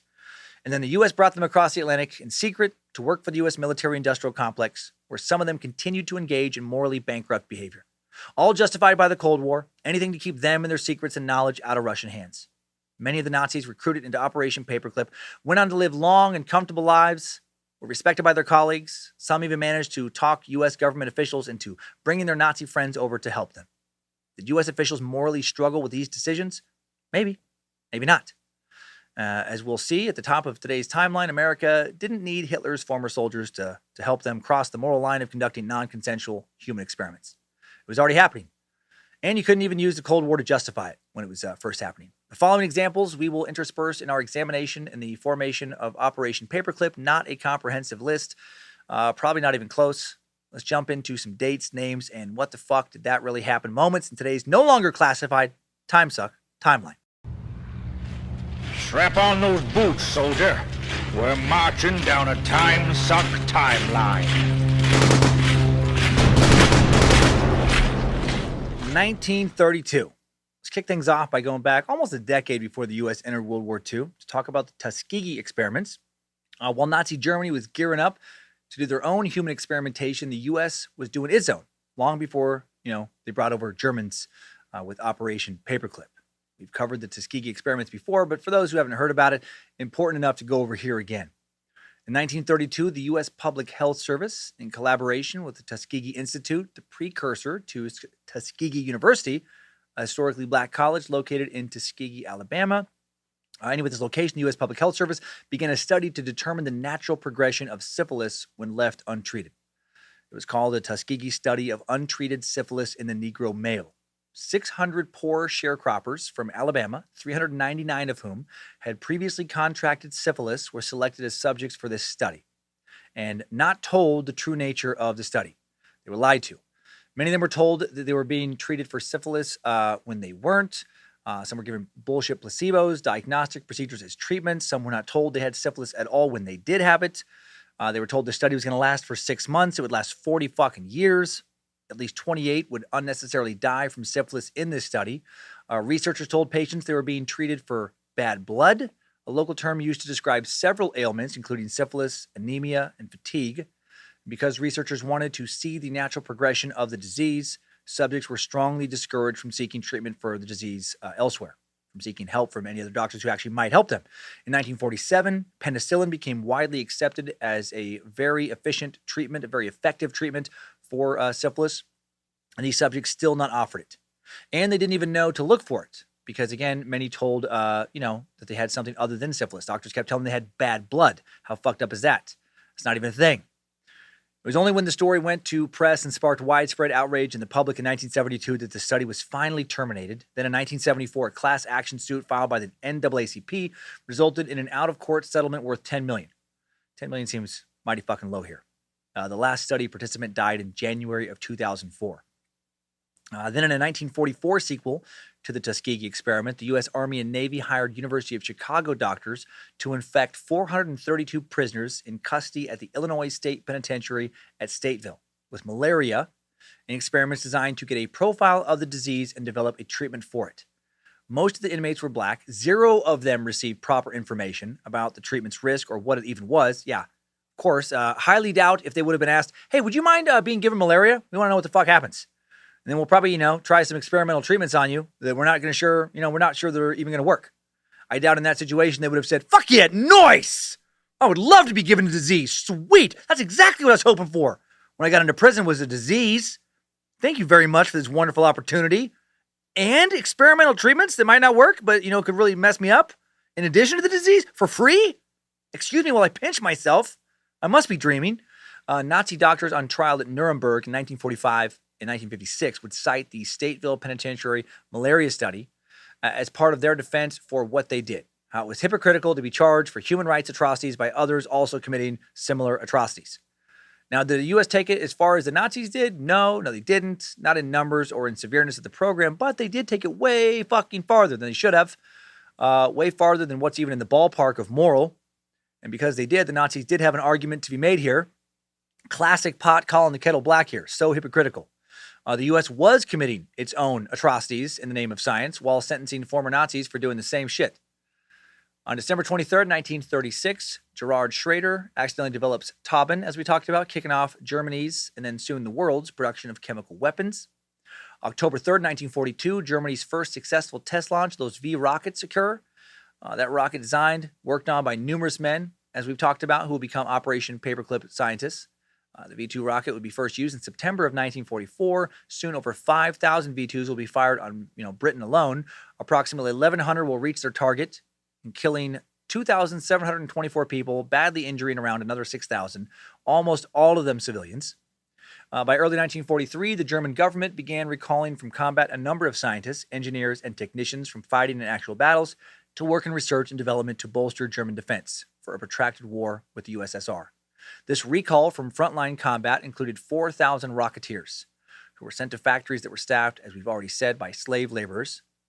Werner Ossenberg, the engineer-scientist heading Germany's Defense Research Association, recorded the names of many of these men recalled back from the front lines in what became known as the Ossenberg List, as they were reinstated to scientific work. The Ossenberg List would later be essential to the formation of Operation Paperclip.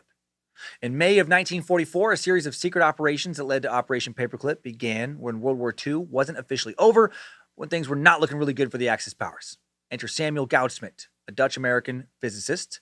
In May of 1944, Goudsmit became the scientific director of the Manhattan Project's Alsace mission. The Alsace mission's members, a team of British and U.S. military, scientific, and intelligence personnel, moved with the advancing Allies to learn firsthand how close Germany was to developing its own atomic weapon. It was up to these men of science to determine just how close the Third Reich was to waging atomic, biological, or chemical warfare against Allied troops. The Alsace mission members were the first to label weapons of mass destruction ABC warfare. The Alsace mission, the third part of this mission, enters Germany on February 24th, 1945. The first 2 missions had investigated Italy and then France. By this time, it was obvious to mission members that none of Germany's nuclear materials and absolutely none of the German scientists must be allowed to fall into Soviet hands. This new objective became crucial as the Allies advanced towards Berlin. One key German facility lay square within the planned Soviet zone that would become East Germany. Now enter Operation Harbridge. After France falls to the Allies, it was decided to give the French a zone of occupation in Germany when the Nazis finally surrendered. The zone given to the French was originally designated as an American zone. Several suspected nuclear research facilities were in this planned French zone. The strategy behind Operation Harbridge was to have a sizable force cut diagonally across in front of the advancing French army and seize the area long enough to capture any German scientists, seize and remove all available records, and destroy remaining facilities. In March of 1945, at Bonn University, a Polish lab technician finds pieces of the Ossenberg list stuffed in an improperly flushed toilet, and he then flushes them properly, and the list is lost forever. Fucking Polish. And that is all for today's Timesuck timeline. Good job, soldier. You made it back. No, that would suck. That'd be a terrible, terrible ending. No, he grabs it. He hands it to someone important. That person hands it to someone else important, and so on and so forth.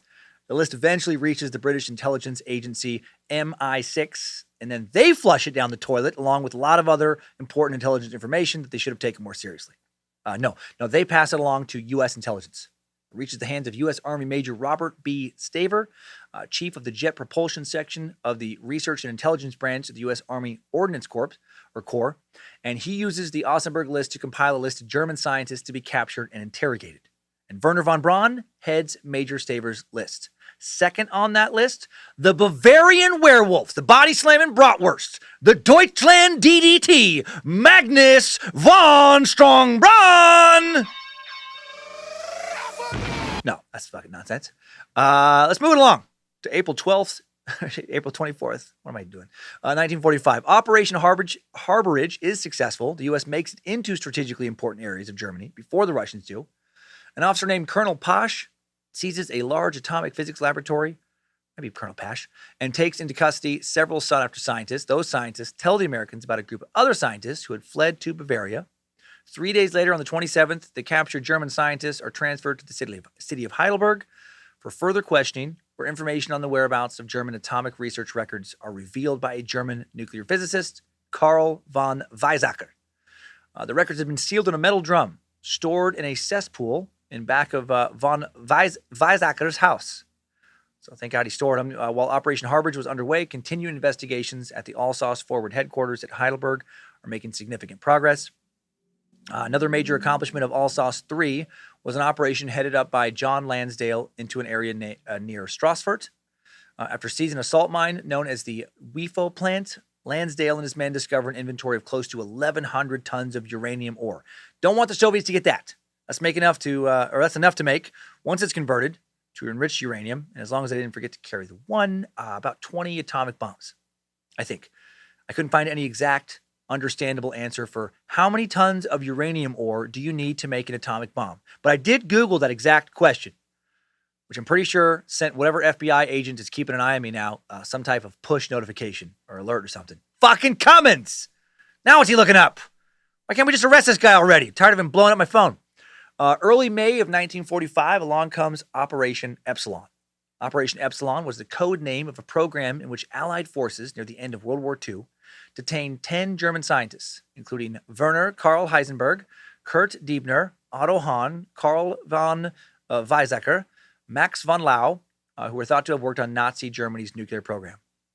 These scientists were captured between early May and late June 1945, interned at Farm Hall, a bugged house in Godmanchester, England, from July 3rd, 1945 to January 3rd, 1946.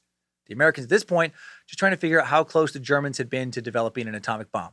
So they listened to the German scientists' conversations, and when the German scientists learned that an atomic bomb had been dropped on Hiroshima, they expressed surprise and shock that the Americans were able to develop the weapon in such a short amount of time.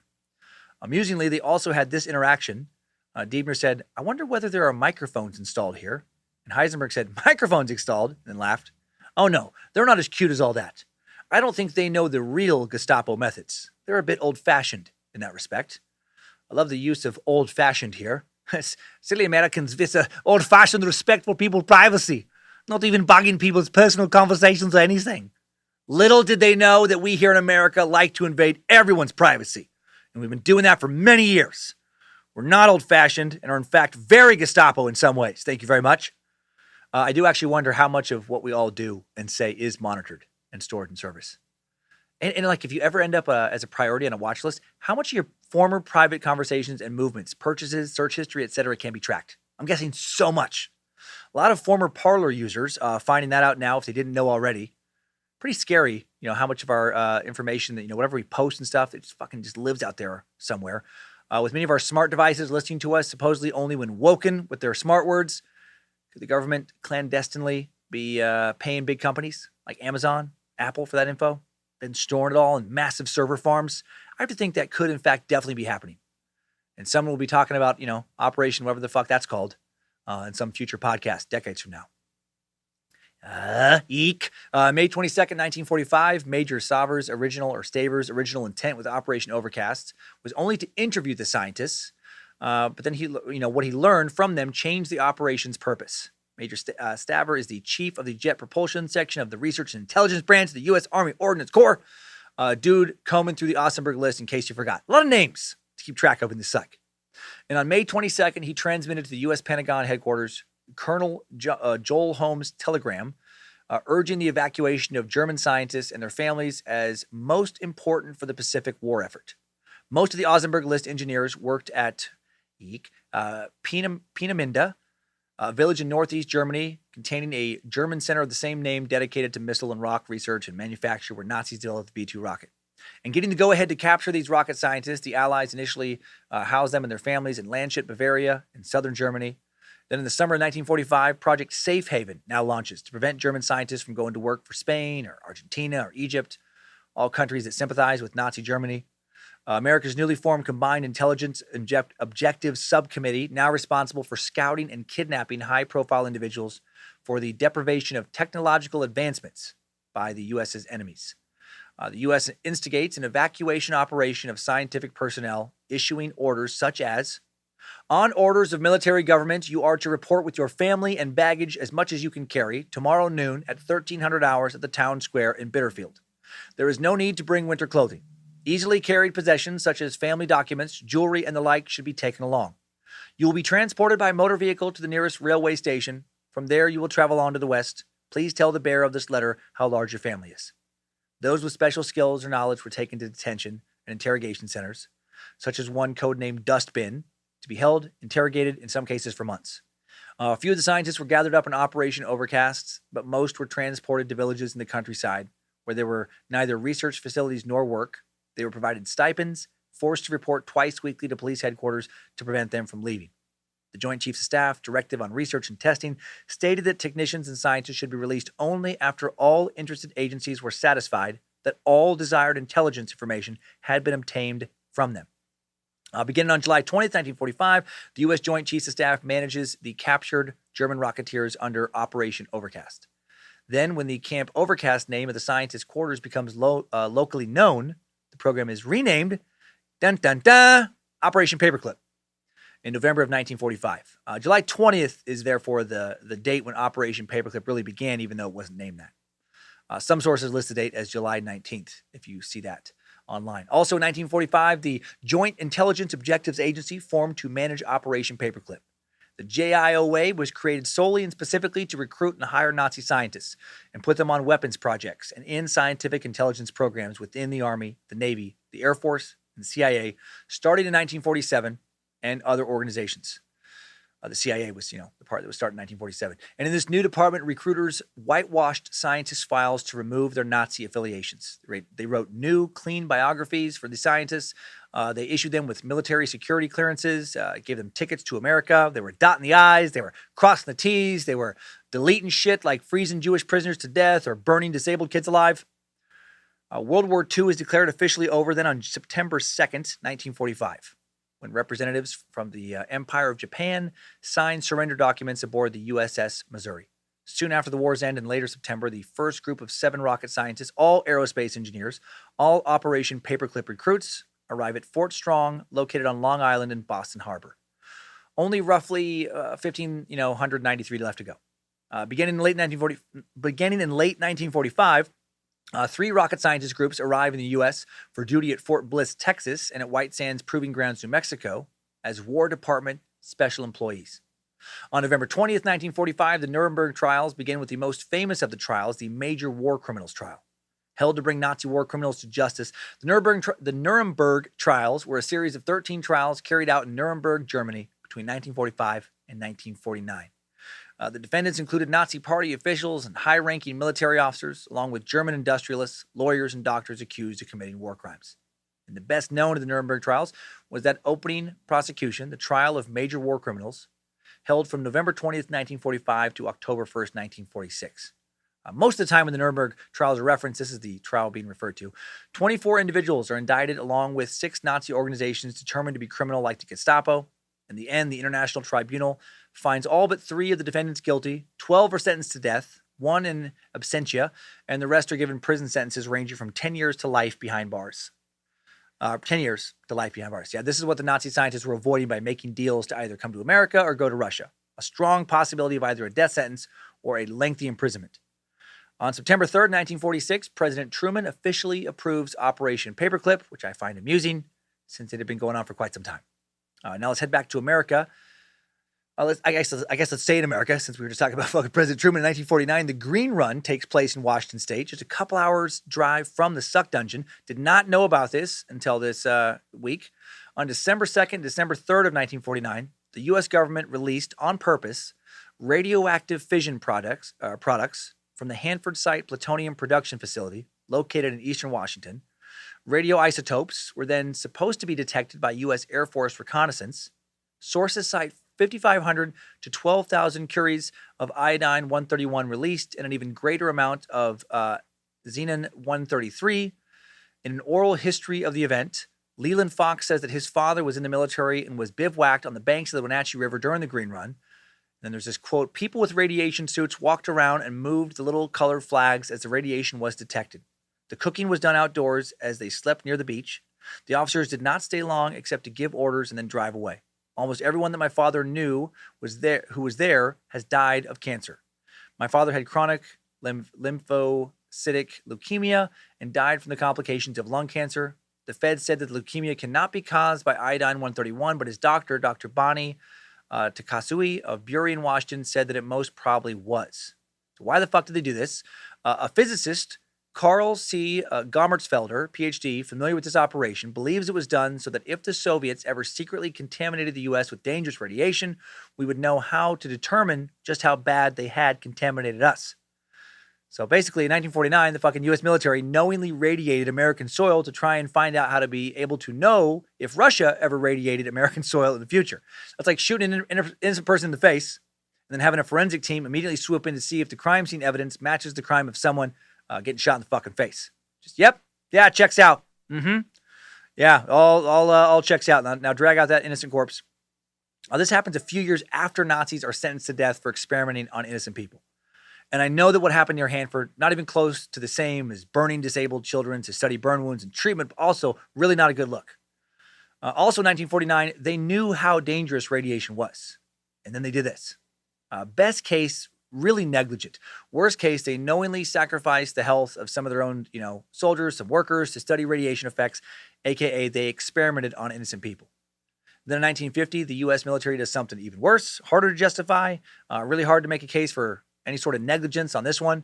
The Army sprayed large quantities of Serratia marcescens, a bacteriological agent over San Francisco, a biological weapon, promoting an outbreak of pneumonia-like illnesses and directly causing the death of at least one man, 75-year-old pipe fitter Ed Nevins. Over 25 years later, the Senate subcommittee, in Senate subcommittee hearings in 1977, the U.S. Army reveals that weeks before Mr. Nevins sickened and died, the Army had staged a mock biological attack on San Francisco, secretly spraying the city with agents thought to be harmless. Mock attack? Harmless? Tell that to the Nevins family. A case filed in relation to the incident resulted in the suit being dismissed as the judge determined that the government had exercised due discretion in its experiment. And again, tell that to the Nevins family. Experiment they did not have to conduct killed Ed. The Nevins family never received any compensation for this incident leading to Ed Nevins' death. From 1950 to 1953, the U.S. Army released its chemical clouds over 6 U.S. and Canadian cities. The tests were designed to test dispersal patterns of chemical weapons. Army records noted that the compounds used over Winnipeg, Canada, where there were numerous reports of respiratory illnesses after this happened, involved cadmium, a highly toxic chemical. The Pentagon never told the U.S. federal government that it would be spraying a chemical on Winnipeg and 2 Alberta towns, and they sure as fuck didn't let Canadian officials know about this. They just secretly dropped carcinogens on unsuspecting Canadian and American cities. Why? Just testing some Cold War shit that they believe would help them prepare for the possibility of war with Mother Russia. No big whoops. It's the Pentagon doing some, Nazi shit. When these chemical clouds are being created in 1951, the U.S. Army secretly contaminated the Norfolk Naval Supply Center as well in Virginia with infectious bacteria.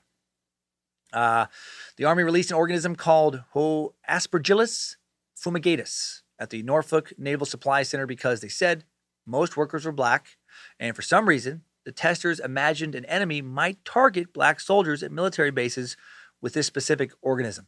A report said since Negroes are more susceptible to coccidioides than are whites, this fungus disease was simulated by using Aspergillus fumigatus. Aspergillus further was known to cause lethal infections at the time. That report sounds like so much bullshit. No! What? We didn't pick that supply center because we're racist and we wanted to target innocent black Americans rather than white Americans. Well, how fucking dare you even think that? No. What we were trying to do, in case anyone's interested in the truth, was, make sure our enemies aren't going to come up with some kind of super fungus and kill all of our black citizens who we love so much, obvi, and we wanted to get proactive in protecting them, so we risked many of their lives without talking to them about it, like good friends do for people they care about. Two similar experiments were undertaken years later. The Army conceded that it had released microorganisms at Washington National Airport in 1965 and into the New York City subway system in 1966 during peak travel hours. No real word on how they justified those experiments. Well, they said the purpose was to see how the bacteria spread and survived as people went about their routine activities. So that's fun. What the fuck? At least I guess those attacks don't seem racist. Just equal opportunity fucking over innocent citizens. In 1953, two experiments are conducted that were far more nefarious. The United States Atomic Energy Commission, the inheritor of the Manhattan Project, conducted numerous radiation experiments. Experiments considered grossly unethical today. I don't know how they weren't considered grossly unethical then. Two were particularly bad. At the University of Iowa, newborns and pregnant women were intentionally exposed to radioactive iodine, knowing this would be severely detrimental to their health. The first study involved exposing pregnant women to radioactive iodine, then studying their aborted embryos in order to understand the way the radiation affected their pregnancies. These were not, I don't want this baby abortions here. No, this was, my body is kicking out my baby because radiation has fucked it up type abortions here. Also in 1953, the AEC sponsored a study to discover if radioactive iodine affected premature babies differently than full-term babies. So they, just radiated a whole bunch of fucking babies. On the experiment, researchers from Harper's Hospital in Detroit orally administered iodine-131 to 65 premature and full-term infants who weighed anywhere from 2.1 to 5.5 pounds.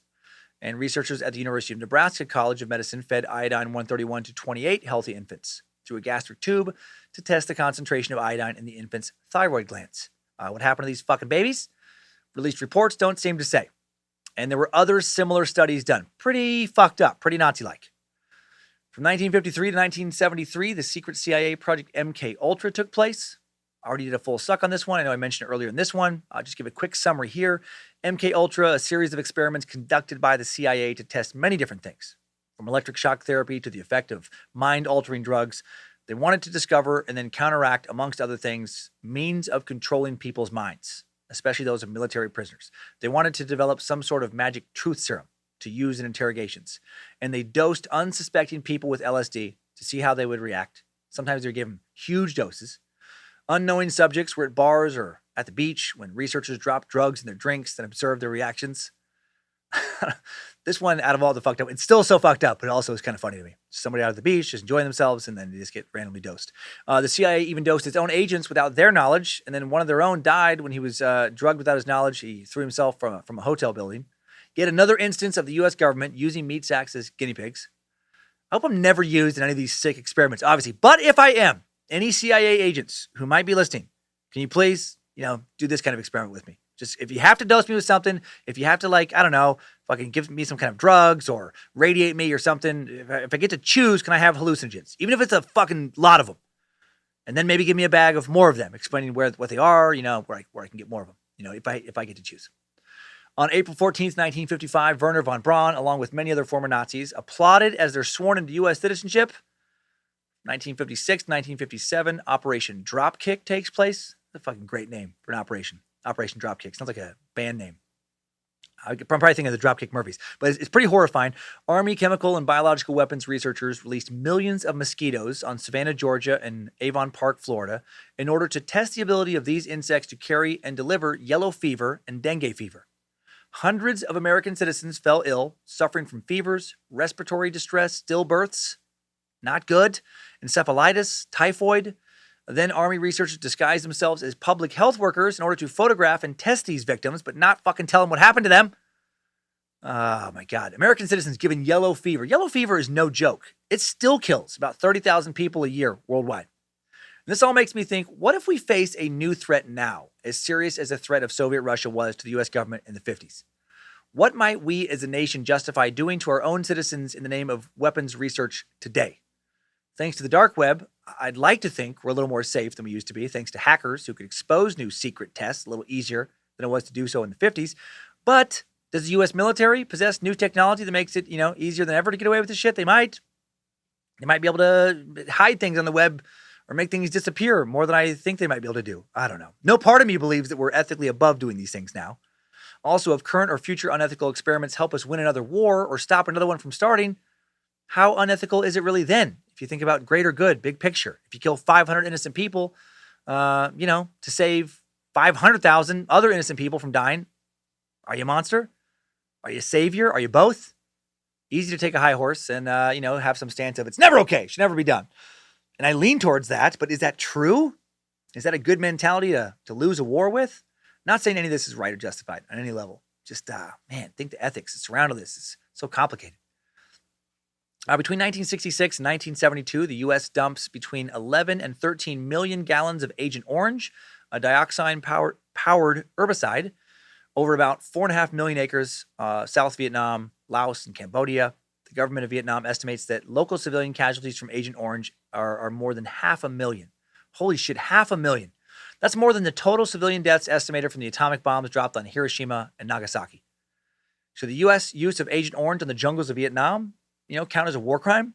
I mean, if you think it should not, what if some other nation fought a war on your nation's soil and used Agent Orange or something similar, and then 500,000 of your citizens died? To this day, areas that experience a high level of saturation report birth defects and other health problems, like an abnormal amount. Tens of thousands of U.S. soldiers were also the victims of Agent Orange poisoning. They didn't know what the fuck was, going on with it either. About 3 million Americans served in the armed forces in Vietnam, nearby areas during the time of the Vietnam War. Many of these veterans exposed to Agent Orange during their time. Very not handled properly as far as like benefits and medical, treatment payments by the U.S. government. How many have died of cancer that Agent Orange gave them? We don't even know. On November 25th, 1969, President Nixon discontinues all offensive aspects of the U.S. biological warfare program. Kind of. Over the course of its 27-year history, the program weaponized and stockpiled the following 7 bioagents and pursued research on many more. Anthrax, tularemia, brucell. God dang it! These fucking words that you like. I'll never say these words again. Brucellosis, Q fever, Venezuelan equine encephalitis virus, botulism, staphylococcal enterotoxin B. Okay. Defensive research on biological warfare continues after 1969, and because sometimes the best defense is a strong offense, we might still be doing some of this shit, as you're going to see here. In 1981, Fidel Castro blamed an outbreak of dengue fever in Cuba on the CIA. The fever killed 188 people, including 88 children. So maybe we were not done using biological weapons offensively.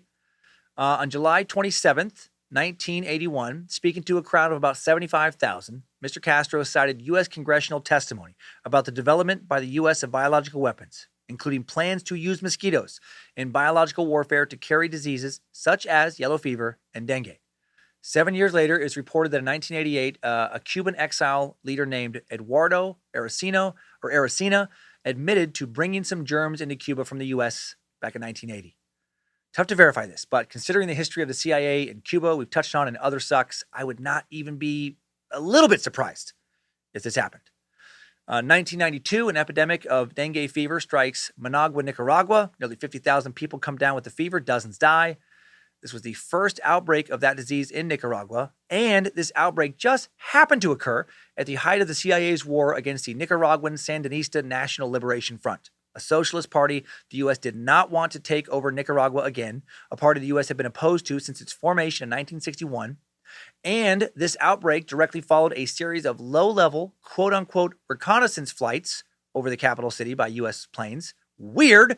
What a weird series of coincidences. To this day, many blame the U.S. for the epidemic. And if I was forced to bet on this, I would bet that we are responsible. The pieces fit. 1996, the Cuban government once again accuses the U.S. of engaging in biological aggression. This time it involves an outbreak of thrips. Thrips palmae, an insect that kills potato crops, palm trees, and other vegetation. Thrips first showed up in Cuba on December 12, 1996, following some low-level flights over the island by some U.S. government spray planes. Weird! More very unusual and extremely suspicious coincidences. It almost seems like the U.S. may have attacked Cuba with biological weapons as recently as 1996. 1999, the U.S. Department of Defense starts Project Bacchus, a covert investigation to determine whether it was possible to construct an anthrax production facility with off-the-shelf equipment. During a 2-year simulation, the facility is constructed. It successfully produces an anthrax-like bacterium, supposedly to figure out whether other terrorists could do this as well. Also, though, in doing this, the U.S. is, making biological weapons. The participating scientists were able to make about a kilogram, 2.2 pounds of highly refined bacterial particles. Project Bacchus, one of 3 similar projects claimed to be perfectly legal by both the Clinton and Bush administrations under the Biological Weapons Convention. However, a lot of people in other countries disagreed. The U.S. government's desire to keep programs like this a secret was, according to Bush administration officials, a significant reason that Bush rejected a draft agreement signed by 143 nations to strengthen a 1972 United Nations Biological Weapons Committee treaty. Why would we not want to strengthen that treaty? Probably because we were still definitely making biological weapons. And I think that's enough examples to make the point that as fucked up as Operation Paperclip was on a lot of levels, and as fucked up as all the things the Nazis, recruited into Operation Paperclip did, how bad they were, we can't just blame Nazis for cruelly experimenting on innocent people. The U.S. government has also done it recently, as has Russia and so many other nations. I could use so many other examples. Sadly, we may never know all the ways the U.S. government and other governments, institutions, corporations, and private individuals may be secretly experimenting on us meat sacks even right now. And I don't want to go full conspiracy nut and suddenly find myself in a QAnon or Antifa chat room, but I also don't want to go full blind to reality optimist and pretend this shit doesn't happen. Maybe if we talk about it often enough from time to time, it'll happen less. 2014, an investigative journalist, Annie Jacobson, publishes Operation Paperclip, the secret intelligence program that brought Nazi scientists to America. Jay Watkins of the CIA's Center for the Study of Intelligence called it the most comprehensive, up-to-date narrative available to the public. It was the main source used for a lot of today's info. Interestingly, the majority of the Operation Paperclip files have not been declassified yet. So much more may have occurred that we just don't know about. What are we going to find out in the future? What if someday we learn that we did actually work with Dr. Joseph Mengele, that we did hire him to do more barbaric shit? What if we knew where he was the whole time following World War II until his death? And we were working with him that entire time, paying him to be a monster. And after everything we've gone over today, would that really surprise you? Let's hop out of this week's Timesuck timeline. Good job, soldier. You made it back. Barely.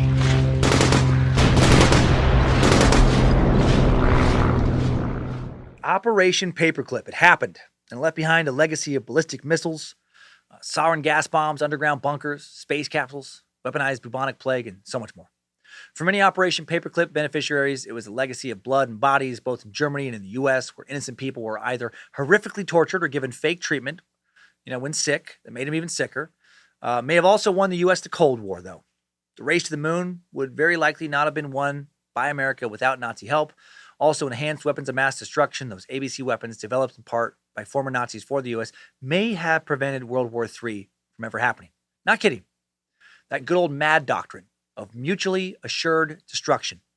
If Nazi scientists had not been recruited into Operation Paperclip, would the U.S. have developed enough weaponry to scare the USSR into a giant, let's not maybe create an actual apocalypse that kills everyone stalemate? Maybe. No, maybe not. Also interesting to learn or remember that the U.S. was doing some of the same evil shit long before bringing over Nazis with the Tuskegee experiments and numerous other unethical and secret programs. And interesting that the U.S. continued to conduct unethical military experiments after World War II. After the Nazis were long gone, or at least, no longer working for Hitler. Can't blame the Nazis in those experiments. Americans weren't following their orders, but in some cases, they were following ours. And we could have done a whole separate time suck, or several of them, on other nations' unethical and sometimes downright fucking evil human experiments. Check some of this shit out. During the 70s and 80s, 1970s, 1980s, the South African Defense Force forced lesbian and gay military personnel to undergo sex change operations. Forced them. Part of a secret program to purge homosexuality in the Army. The program included psychological coercion, chemical castration, electric shock, and other unethical medical experiments. An estimated 900 forced sexual reassignment operations may have also been performed between 1971 and 1989 at military hospitals. There are all kinds of rumors about shit that has gone on in North Korea over the years. A former prison guard who defected reported that prisoners were used for medical operation practice. Talk about practice, to quote Allen Iverson, by young doctors, no anesthesia. He also described deliberate efforts to study physical resistance by starving prisoners to death. According to him, he saw state-sanctioned sadists hit prisoners with hammers in the back of their heads until they lost their memory, became basically fucking zombies. Then they ended up getting used for target practice, just all sorts of heinous shit. Starting in 1939 and lasting throughout World War II, the Soviet Union tested mustard gas and numerous other biological and chemical weapons on prisoners in their gulags. Who knows how many were tortured and killed, and on and on and on. We already did a suck on Japan's Unit 731, whose researchers were every bit as barbaric as Nazi doctors like Joseph Mengele. There are sadly countless examples of state-sanctioned cruelty from around the globe. The days of medieval torture did not stop when the medieval era ended. Torture just took on new labels like experiments or interrogation. It seems that, historically, no matter what one's nationality, at least in small government circles, that the ends of scientific progress have tended to justify the means of using human beings to get there. The most shocking aspect of Operation Paperclip, to me, when you look at the context of similar atrocities around the world, is that it's not that shocking. It's in a dark way, kind of par for the course. Does that make it right? No, I don't think it does. I don't think the ends always justify the means. Probably a very good thing that I'm not in charge of any nation, probably too soft. I couldn't sign off on a lot of this shit. I don't think so. Maybe any of it. I'd want to find another way. And then if some, enemy nation was willing to do what I wasn't, any place I'd be in charge of, probably get fucked. That's depressing, right? But you know what's not depressing? Technology. Technology has advanced to the point that through the miracle of computers, through living tissue being able to be created through innovations like stem cell manipulation, right? 3D printing of biological tissue. The same progress that previously could only be achieved through horrific medical experimentation on innocent, unwilling, often unaware human beings can now be achieved in other victimless ways. That's exciting. Maybe this shit's behind us now. Maybe it's at least almost behind us. I don't think meat sacks are done doing bad shit to one another. Probably not even close, but at least maybe this chapter is almost fully written. I hope so. Time now for today's top 5 takeaways. Timesuck Top 5 Takeaways. Number 1, Operation Paperclip forgave and even rewarded former Nazi war criminals by bringing them to work for the American government they had just tried so hard to destroy. Just that alone, that part is so weird. They just tried to destroy the U.S. and its allies, and now they're working for them. The alternative was to let Nazi knowledge fall into Soviet hands, and the American government wasn't about to let that happen. And they weren't going to, do another alternative, which would have been just killing them. Number 2, some of the former Nazis, like Werner von Braun, had illustrious careers in the U.S. in both the public and the private sector after the war. Number 3, the U.S. government has done experiments on its own people over and over again, even before we brought over the Nazis, notably with the Tuskegee experiments and the Stateville Penitentiary malaria study. Makes me wonder what we're doing today. Number 4, fucking t-shirt soup. That's going to stick with me. One of several Nazi Walters we went over today, Walter Scheiber, picked 150 slave laborers, and instead of giving them, just usual gruel of watery broth, gave them this weird, fucked up t-shirt soup paste. Of the 150 subjects, 116 died before the cruel experiment ended. I can't believe any of them lived through that. Number 5, new info. Not all Nazi war criminals sprung by the U.S. and other World War II victors were scientists, physicians, or technological experts. Some, like Reinhard Gehlen, were given fresh starts because of their intelligence-gathering expertise. Basically, they were like really good torturers. Gehlen, head of Germany's Foreign Army's East Intelligence Unit during World War II, had been Hitler's chief intelligence officer on the Eastern Front. His agents brutally interrogated millions of prisoners, most of them Soviet POWs. Many of them tortured, murdered, starved. Galen organized Nazi collaborating paramilitary groups from Ukraine and other Slavic countries that then went on to commit even further atrocities, believing that they'd be spared or given better treatment by the Nazis if they helped persecute Jews and other minorities themselves. And in May of 1945, after being captured by Allied forces, Galen offered to hand over a treasure trove of microfilm on the Soviet Union in exchange for his freedom. His considerable knowledge on the Soviet Union made him not just a good resource, but an attractive prospective employee. Galen and 3 assistants were secretly flown to Washington, D.C., where they were interrogated. In D.C., Galen met OSS, forerunner of the CIA, chief Bill Donovan, and Alan Dulles, who headed OSS operations in Europe at the time. Dulles would eventually be appointed CIA director by Eisenhower. With the OSS's help, Galen worked out a deal that shielded him from prosecution for war crimes. He was then hired to reconnect and oversee a vast network of spies to get intelligence on the Soviets instead of for Hitler. And he signed a contract with the CIA for $5 million a year in 1949. And as long as Galen's organization produced valuable information, the CIA gave him essentially whatever he wanted, including helping to get other Nazi war criminals out of Europe. And Galen then set up an Galen set up an underground escape network to help over 5,000 Nazis flee Europe to South and Central America, all on the CIA's dime. How fucking crazy is that? He would die in West Germany in 1979, the age of 77, another Nazi to live a long post-war life. Timesuck Top 5 Takeaways. Operation Paperclip has been sucked. I found today's information extremely interesting and, of course, pretty disturbing. Very, very, very provocative. Hope you did too. Thank you to the Bad Magic Productions team for help in making Timesuck every week. Queen of Bad Magic, Lindsay Cummins, Reverend Dr. Joe Paisley, the script keeper, Zach Flannery, Sophie Fact Sorceress Evans, Bit Elixir, working on the app and the website, Logan Art Warlock, Keith, running badmagicmerch.com, kicking out weird shit like Dahmer's Wings, working on our socials along with Liz Hernandez, and again, the new and improved customer service email, store at badmagicproductions.com if you have any merch-related issues or questions. Thanks again to all those who have joined the Cult of the Curious private Facebook group, roughly 25,000 members in there to meet if you haven't met them yet. Thanks to Liz Hernandez and her all-seeing eyes for running the Cult of the Curious Facebook page. Thanks to Beefsteak and the Mod Squad, Jesse, Becky, and Cody for running wild on Discord. Thanks to all you Space Lizards playing Timesuck Trivia on the app. Bodie210 currently in the round 7 lead with 3,063 points. So many people playing. I love seeing it. Next week, we get back to true crime. We exchange war crimes for true crime with Israel Keys. Israel Keys, a lesser-known serial killer, but that doesn't make his crimes less horrific. A man who made his home in Anchorage, Alaska. Just like previous Suck killer Robert Butcher Baker Hansen, Israel managed to fool almost everyone he came across. They believed he was a loving father and boyfriend, a super soldier who performed well when he's in the army, a business owner of his own construction company, Keys Construction. And I guess, he was those things. He was also, though, a sociopathic serial killer, someone who traveled the country, often renting cars and driving hundreds of miles across state lines to deposit various kill kits.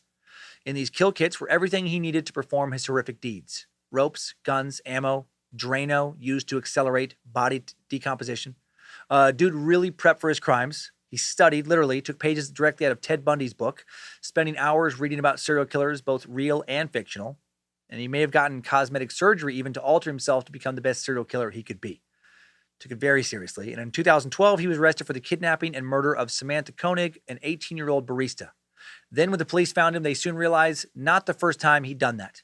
Investigators soon came to believe that Israel probably started murdering as early as 1996 when he was 18, flying under the FBI's radar for over a decade. How did he manage to do that? What horrifying fates did his victims suffer when they were unlucky enough to find themselves in his sights? Find out all that and more next week on Timesuck. And right now, Timesucker updates. Updates? Get your Timesucker updates. Let's open things up with some comedy. After another heavy episode. Limp Dick Sucker, Christopher Fanning, has something to share with us all. Call back to a really old episode here about one of my many lies and about how this one, how you can spread genital warts by hand. He writes, "You motherfucking mushmouth, mood-killing son of a bitch. Just wanted to let you know how you screwed up things between me and my lady. Well, she was taking care of me, so to speak. And all of a sudden she says, 'I'm sorry, but this cold, dry air has made my hands not so smooth.' So all of a motherfucking second, you fucking pop into my head talking about warts. and how STDs can be transferred by hand. I know you are full of shit about that, but your bearded face pops up into my head with your forehead full of warts. It's quite an image. You want to talk about a mood killer? Well, thanks a lot for fucking up my blowjob, you sick bastard.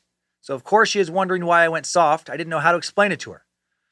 Now, she does not listen to any podcast, but says it's not a big deal. I'm sure it happens to most men. Well, guess what? Now all I can hear when she says that is you and Chikatilo's voice saying, "What is big deal?" Fuck you, Dan. Fuck you for forcing me to tell her that a dude and a serial killer was what popped into my head while she was giving me head. Hope you suffer some soft shame cock. JK, not really. Keep on sucking. Chris. Holy shit, Chris. I had tears in my eyes first time I was reading this. I really did fuck you up here. What a hilarious saying to try and explain. I hope you were able to power through and redeem yourself at another time after this message was sent. I hope that you do not continue to forever connect my forehead covered in genital warts with oral sex. But if that does happen, please write in about it because we'd all get a good laugh out of it. Now Super Sucker Griffin Hayes writes in with a connection to the FLDS section of the Mormonism Suck I found very interesting. He writes, "Greetings, Suckmaster Flash. My college roommate put me onto your stand-up. He whispered to me. And last August, while driving from Arizona to Pennsylvania for college, I listened to the Patty Hearst Suck and I was hooked. Now I'm transferring schools. My dad and I are currently driving my car with all my possessions across the country. I've gotten him hooked on the Suck as well. Today we listened to the Mormonism Suck, and lo and behold, my dad has a Warren Jeff story. He's a longtime police officer, currently a sergeant in criminal investigations, but when he was a rookie fresh out of field training, he and another officer responded to a domestic violence call between two women. Upon arriving, they were told by one of them that they were sisters. She was like late 40s at the time. The other woman appeared to be in her 60s or 70s. Little suspect, but hey, oops, children happen. They had a fight. Her sister had gone to her room, and they were going to stay apart for the rest of the night. It was a big-ass house, so my dad and his colleague figured there would be no big issue here. As he went through the house to take her sister's statement, my dad noticed there were a bunch of pictures of people on the mantle over the fireplace, but he didn't think anything of it. They took the other woman's statement, it matched up, and they left. As they walked back to their patrol cars, the other officer asked my dad to meet him at a nearby park. Turns out they were not sisters. They were Warren Jeff's first wife and mother, respectively. The pictures on the mantle were of the elders of the FLDS, and smack in the middle of all of them was that motherfucker himself. It was believed they were in town about 6 hours south of Colorado City looking to convert new FLDS members. My dad was told that if he ever saw men at that house to call his supervisor because there was a good chance they were wanted by the FBI. Crazy world we live in. He never heard from or saw them again, and seen as they are close to one of the worst fucking people alive in America today, I totally understand why. On the off chance you read this on the show, can you give a shout out to my dad? He served in the Army for 10 years, and yeah, there are some really bad cops out there, but he is not one of them. He's coming up on 14 years protecting people in our community. I could not possibly be more proud of him. Keep doing what you do. Timesuck has kept me sane over the last several months, largely because of episodes like the Nexium Suck, reminding me how much more fucked up people can be than myself. I know, right? That is a nice benefit of that. Wouldn't change a thing. 3 out of 5 stars. Hail Nimrod. Hail Lucifina. Praise Bojangles, and glory be to Triple M. Sincerely, Space Lizard Big Griff. Thank you, Big Griff. And thank you to Officer Hayes. Thanks for your military service. Thanks for being one of the many good officers out there. Like you said, there are some bad ones, to be sure. Bad people are in every field. But to throw them all in that lot, what a shame for so many others who risk so much. Coeur d'Alene PD doing a lot to help out many in my neighborhood. As I finished research on the Suck this week, or the week before it was released, this huge windstorm just fucked up Coeur d'Alene. It really hit my neighborhood hard. Power lines down, phone landlines down, some cell towers damaged, a giant pine tree smashed through some of my neighbor's home. Actually, right before I started recording, my wife said that they got a tree off of one of our neighbor's houses. I was hoping it wasn't going to be really, really bad. It completely fucking just destroyed their house. Like mashed it right in half. Just big ass pine tree laying in their living room. And these poor bastards, second pine tree on their property fell over and smashed one of their cars. Looks like a new car. Just bad shit. And while all this chaos is going on when the storm first hit, a lot of cops out there in the wind, crazy wind gusts, the cold, directing traffic, helping EMTs, other first responders, etc.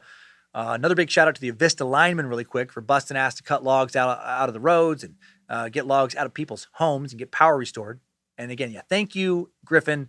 Thank you to your dad. Crazy your dad once responded to a domestic disturbance call involving cult leader Warren Jeff's mom and his first wife. And if you don't know, Warren Jeff's, you do know from listening to that suck, but if anybody else listening does know, Warren Jeff's in prison right now where he will remain for the rest of his life. Good. And stay safe out there, Griff. Top shelf sack Whitney Birchfield almost died because of me. Luckily, I did not kill her. She seems like a good one. And she writes, Dear he who sucks the hardest, longest, deepest, and most hilariously. I just wanted to write in and tell you about how you almost killed me, motherfucker. Glad Monroe got those R sounds down despite your horrible parenting. A coworker of mine introduced me to the suck last year, and I was instantly hooked. I'm an on-call nurse for a hospice company, and I spend way too much time in my car driving around Indianapolis and basically everywhere else in central Indiana, going from patient to patient. So I've been working my way through the back catalog of episodes to make the long drives less tedious. The other night, I was listening to the Suck on the Darwin Awards. While on my way to a patient's house, I grabbed something to eat for the drive. It was all good until you got to the point about the Great Ohio Drunken Pig Heist /stampede/pickup crash. I started laughing so hard, I inhaled a French fry and started choke laughing. Since I was doing about 80 on the interstate, I pulled over, so I didn't take a hasty detour straight into Nimrod's ballsack. I dislodged the offending fry and then had to sit there and hysterically laugh for a few minutes while I pondered why shit like that always happens to me and picturing a pickup full of drunk rednecks tearing down a country road with a squealing hog hanging out the back of the truck and Farmer Brown taking pot shots at him. I literally almost died laughing. And while it's all your fault, I wouldn't have it any other way. Thank you for this podcast and all that you do surrounding it. I'm a mom to the 4 best little space newts out there, wife to my awesome husband, full-time hospice nurse, and am in the last semester of my master's to become a nurse practitioner. So needless to say, my life gets a little stressful from time to time. Work can get pretty fucking heavy emotionally. Timesuck has become one of my favorite ways to de-stress and relax and forget that my kids are out of clean underwear. I have a paper due. I lost 3 patients this week, or whatever other fuckery is going on. And all the wonderful things that have come from this community you've built shows that laughter really can be the best medicine and that people have the capacity for such good, even if it is super fun to talk about their capacity for the strange and fucked up. Sorry this is so long. Seriously, even though I know everyone says that. Hail Lucifina, praise be to Nimrod and good boy Bojangles. And get your ass to Indy when the world is quasi-normal again. Husband and I would love to buy you a beverage. Thank you in person. Keep on sucking. Whitney Birchfield. Well, thank you, Whitney. Very nice. I do love Indy. Glad you didn't die. Good on you for what you do. Hospice nurse. Holy shit. That is so heavy and so important. My grandpa loved his hospice nurses. So did my grandma.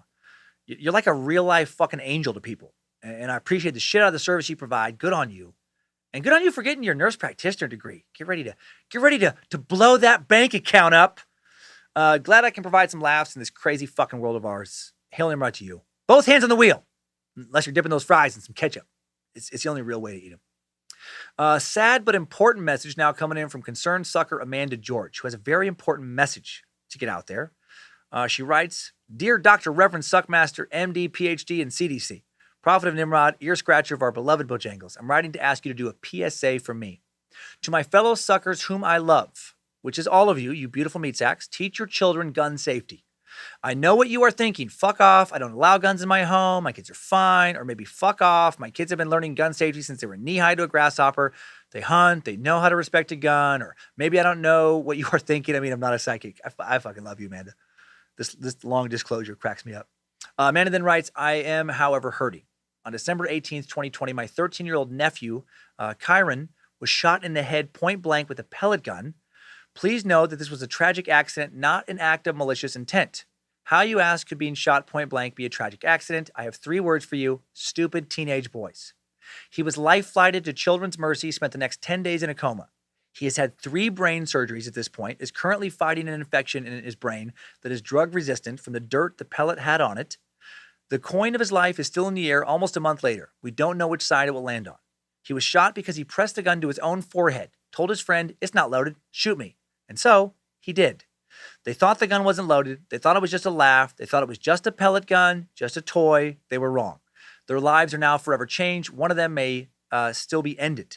To my fellow suckers, creeps, peeps, and dummies, I know that most gun owners are very responsible. Mine are all unloaded and locked in the gun case unless they are in use. Even so, I have to say this and know it comes from a place of deep love and hope to keep anyone from dealing with a tragedy like mine. If you have a gun in your home of any kind, teach any child who comes into your home these 3 things, if nothing else. Guns are not toys. The gun is always, always, always loaded. And they are not a share and tell moment. If you don't like guns, don't keep them around or allow them in your home. Please teach your children the same 3 things. My sister is not a fan of guns. Doesn't own any, doesn't keep any in her home. But Kai's friend thought the pellet gun, or brought the pellet gun over while she was out of the house, Christmas shopping, and he was playing with it and acting like an idiot of real life. He knows nothing about guns. He saw a pellet gun and thought, nothing more than a toy. The young man who pulled the trigger didn't have much knowledge of guns either and thought the clip was empty and that meant the gun was empty. That isn't how it works, as we all know. So, dear suckers, whether you have guns or not, please teach the young people in your lives gun safety for their protection and for their friends' protection as well. At 13, these boys have changed the lives of so many people, and if I can make it so at least one of those lives is for the better, I will.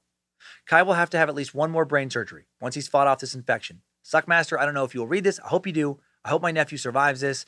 I hope all of you take a moment to hold your children close. Tell them that you love them, because as I have so forcefully learned, you never know if the last time you said it was the last time.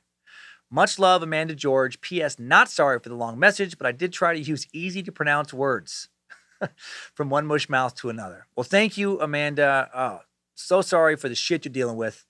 Hope Kai is out of the woods by the time anyone hears this. And what an important message. Guns are always loaded.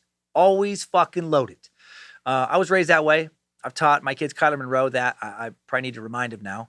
And just because you may not have guns in the house like me, mine are locked in 3 different safes, unloaded, sometimes with fully loaded magazines nearby, but still unloaded. The kids know to A, don't fucking touch them. And B, if you do, they're always loaded, right? Teach kids to hold them the right way as if they are always loaded. Teach them to be aware of where they're being pointed at all times. And teach them that even if you hate guns, because that isn't going to guarantee that your kids are going to find them in somebody else's home, as this story, really describes. Even fucking pellet guns. Thank you, Amanda. That is a great message, and I love the way you worded it. And now let's end on some more laughs. Super sack Josh Robley got Cummins lawed. He writes, "Greetings, Master Sucker. I've been Cummins lawed multiple times, but this time is even better than the time." And this, by the way, I forgot about this for a second. As I'm reading this is one of my favorite ones ever. This time is even better than the time that a family of 4 heard an ad for Captain Whiskerhorn's Pony Play Emporium. I graduated from and still live near a Catholic Benedictine university that just so happens to have a disc golf course. I'm in the parking lot of the course waiting on some buddies, window open, listening for cars and stuff, playing with my phone, listening to the Dark Ages episode, somewhat loud, but not blaring. I'm not really paying attention, but occasionally looking around to see if any friends have arrived. You get to the part in the suck with the angry monk drill sergeant and begin, "Be afraid, monk! God is angry! God hates your scrawny, worthless-ass private monk! You fucking maggot!" Let it play. It continues, and as you get out of that bit, I peek up and see 3 actual fucking monks. One of them was my Spanish professor while I was attending the university. It's a Catholic Benedictine university and abbey. There are monks living on campus, and apparently 3 of them were out on an afternoon stroll that I hadn't really seen. They didn't react, but I know they had to have heard it. It wouldn't be very monkly of them to stop and say anything. I died a little inside. I turned it down, and it continued until my friends arrived. Out of all the times I've been Cummins lawed, this one takes the cake. I had to share it. Keep on sucking. Josh Robley. Holy shit, Josh. Just the odds. The odds that actual monks would accidentally hear just such a strange and a hateful anti-monk rank. Or anti-monk rant. I love it so much. I wonder if they talked about it privately later. Right? They had to have prayed about it later. Just, dear Lord, why would anyone have that much anger towards us? What have we done, Lord? Why are we maggots? Why do they feel we're scrawny? Hope you had fun playing disc golf. I want to play that with Kyler this summer. We have a course no more than 5 minutes away. Thank you for the messages, everyone. Keep sending them in. Thanks for constantly reminding me how many good and cool people, caring people there really are out there. Really good to hear. Kind of in times like these too, with everything going on, culturally. So good on you for being good. And that's all for this week's Timesucker updates. Thanks, Timesuckers. I needed that. We all did. Thanks for listening, everybody. More Bad Magic Productions pumped out every week. Spooks with Scared to Death, late Tuesday nights. Silliness with Is We Done Wednesdays at noon Pacific time. More Timesuck Mondays at noon Pacific time. Please do not unethically medically experiment on unwilling participants, human or otherwise, this week. Maybe just, I don't know, don't be evil instead. And just keep on sucking.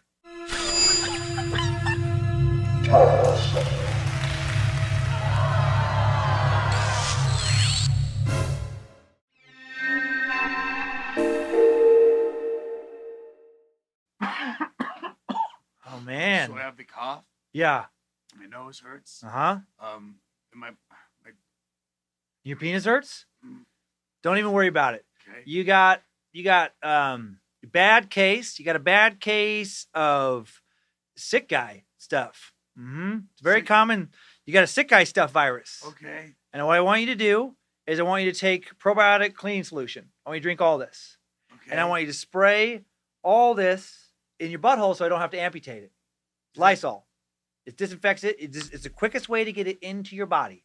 Okay. Trust me, I'm a doctor. That's, Okay. that's why do why. you- yeah, I was gonna ask you about your high school Letterman jacket. Yeah, that's because I'm a doctor. I got it from high school, from my high school doctorate class. Okay. So just on my. Yeah, all of it. No, butthole. That goes in your. You could have killed yourself.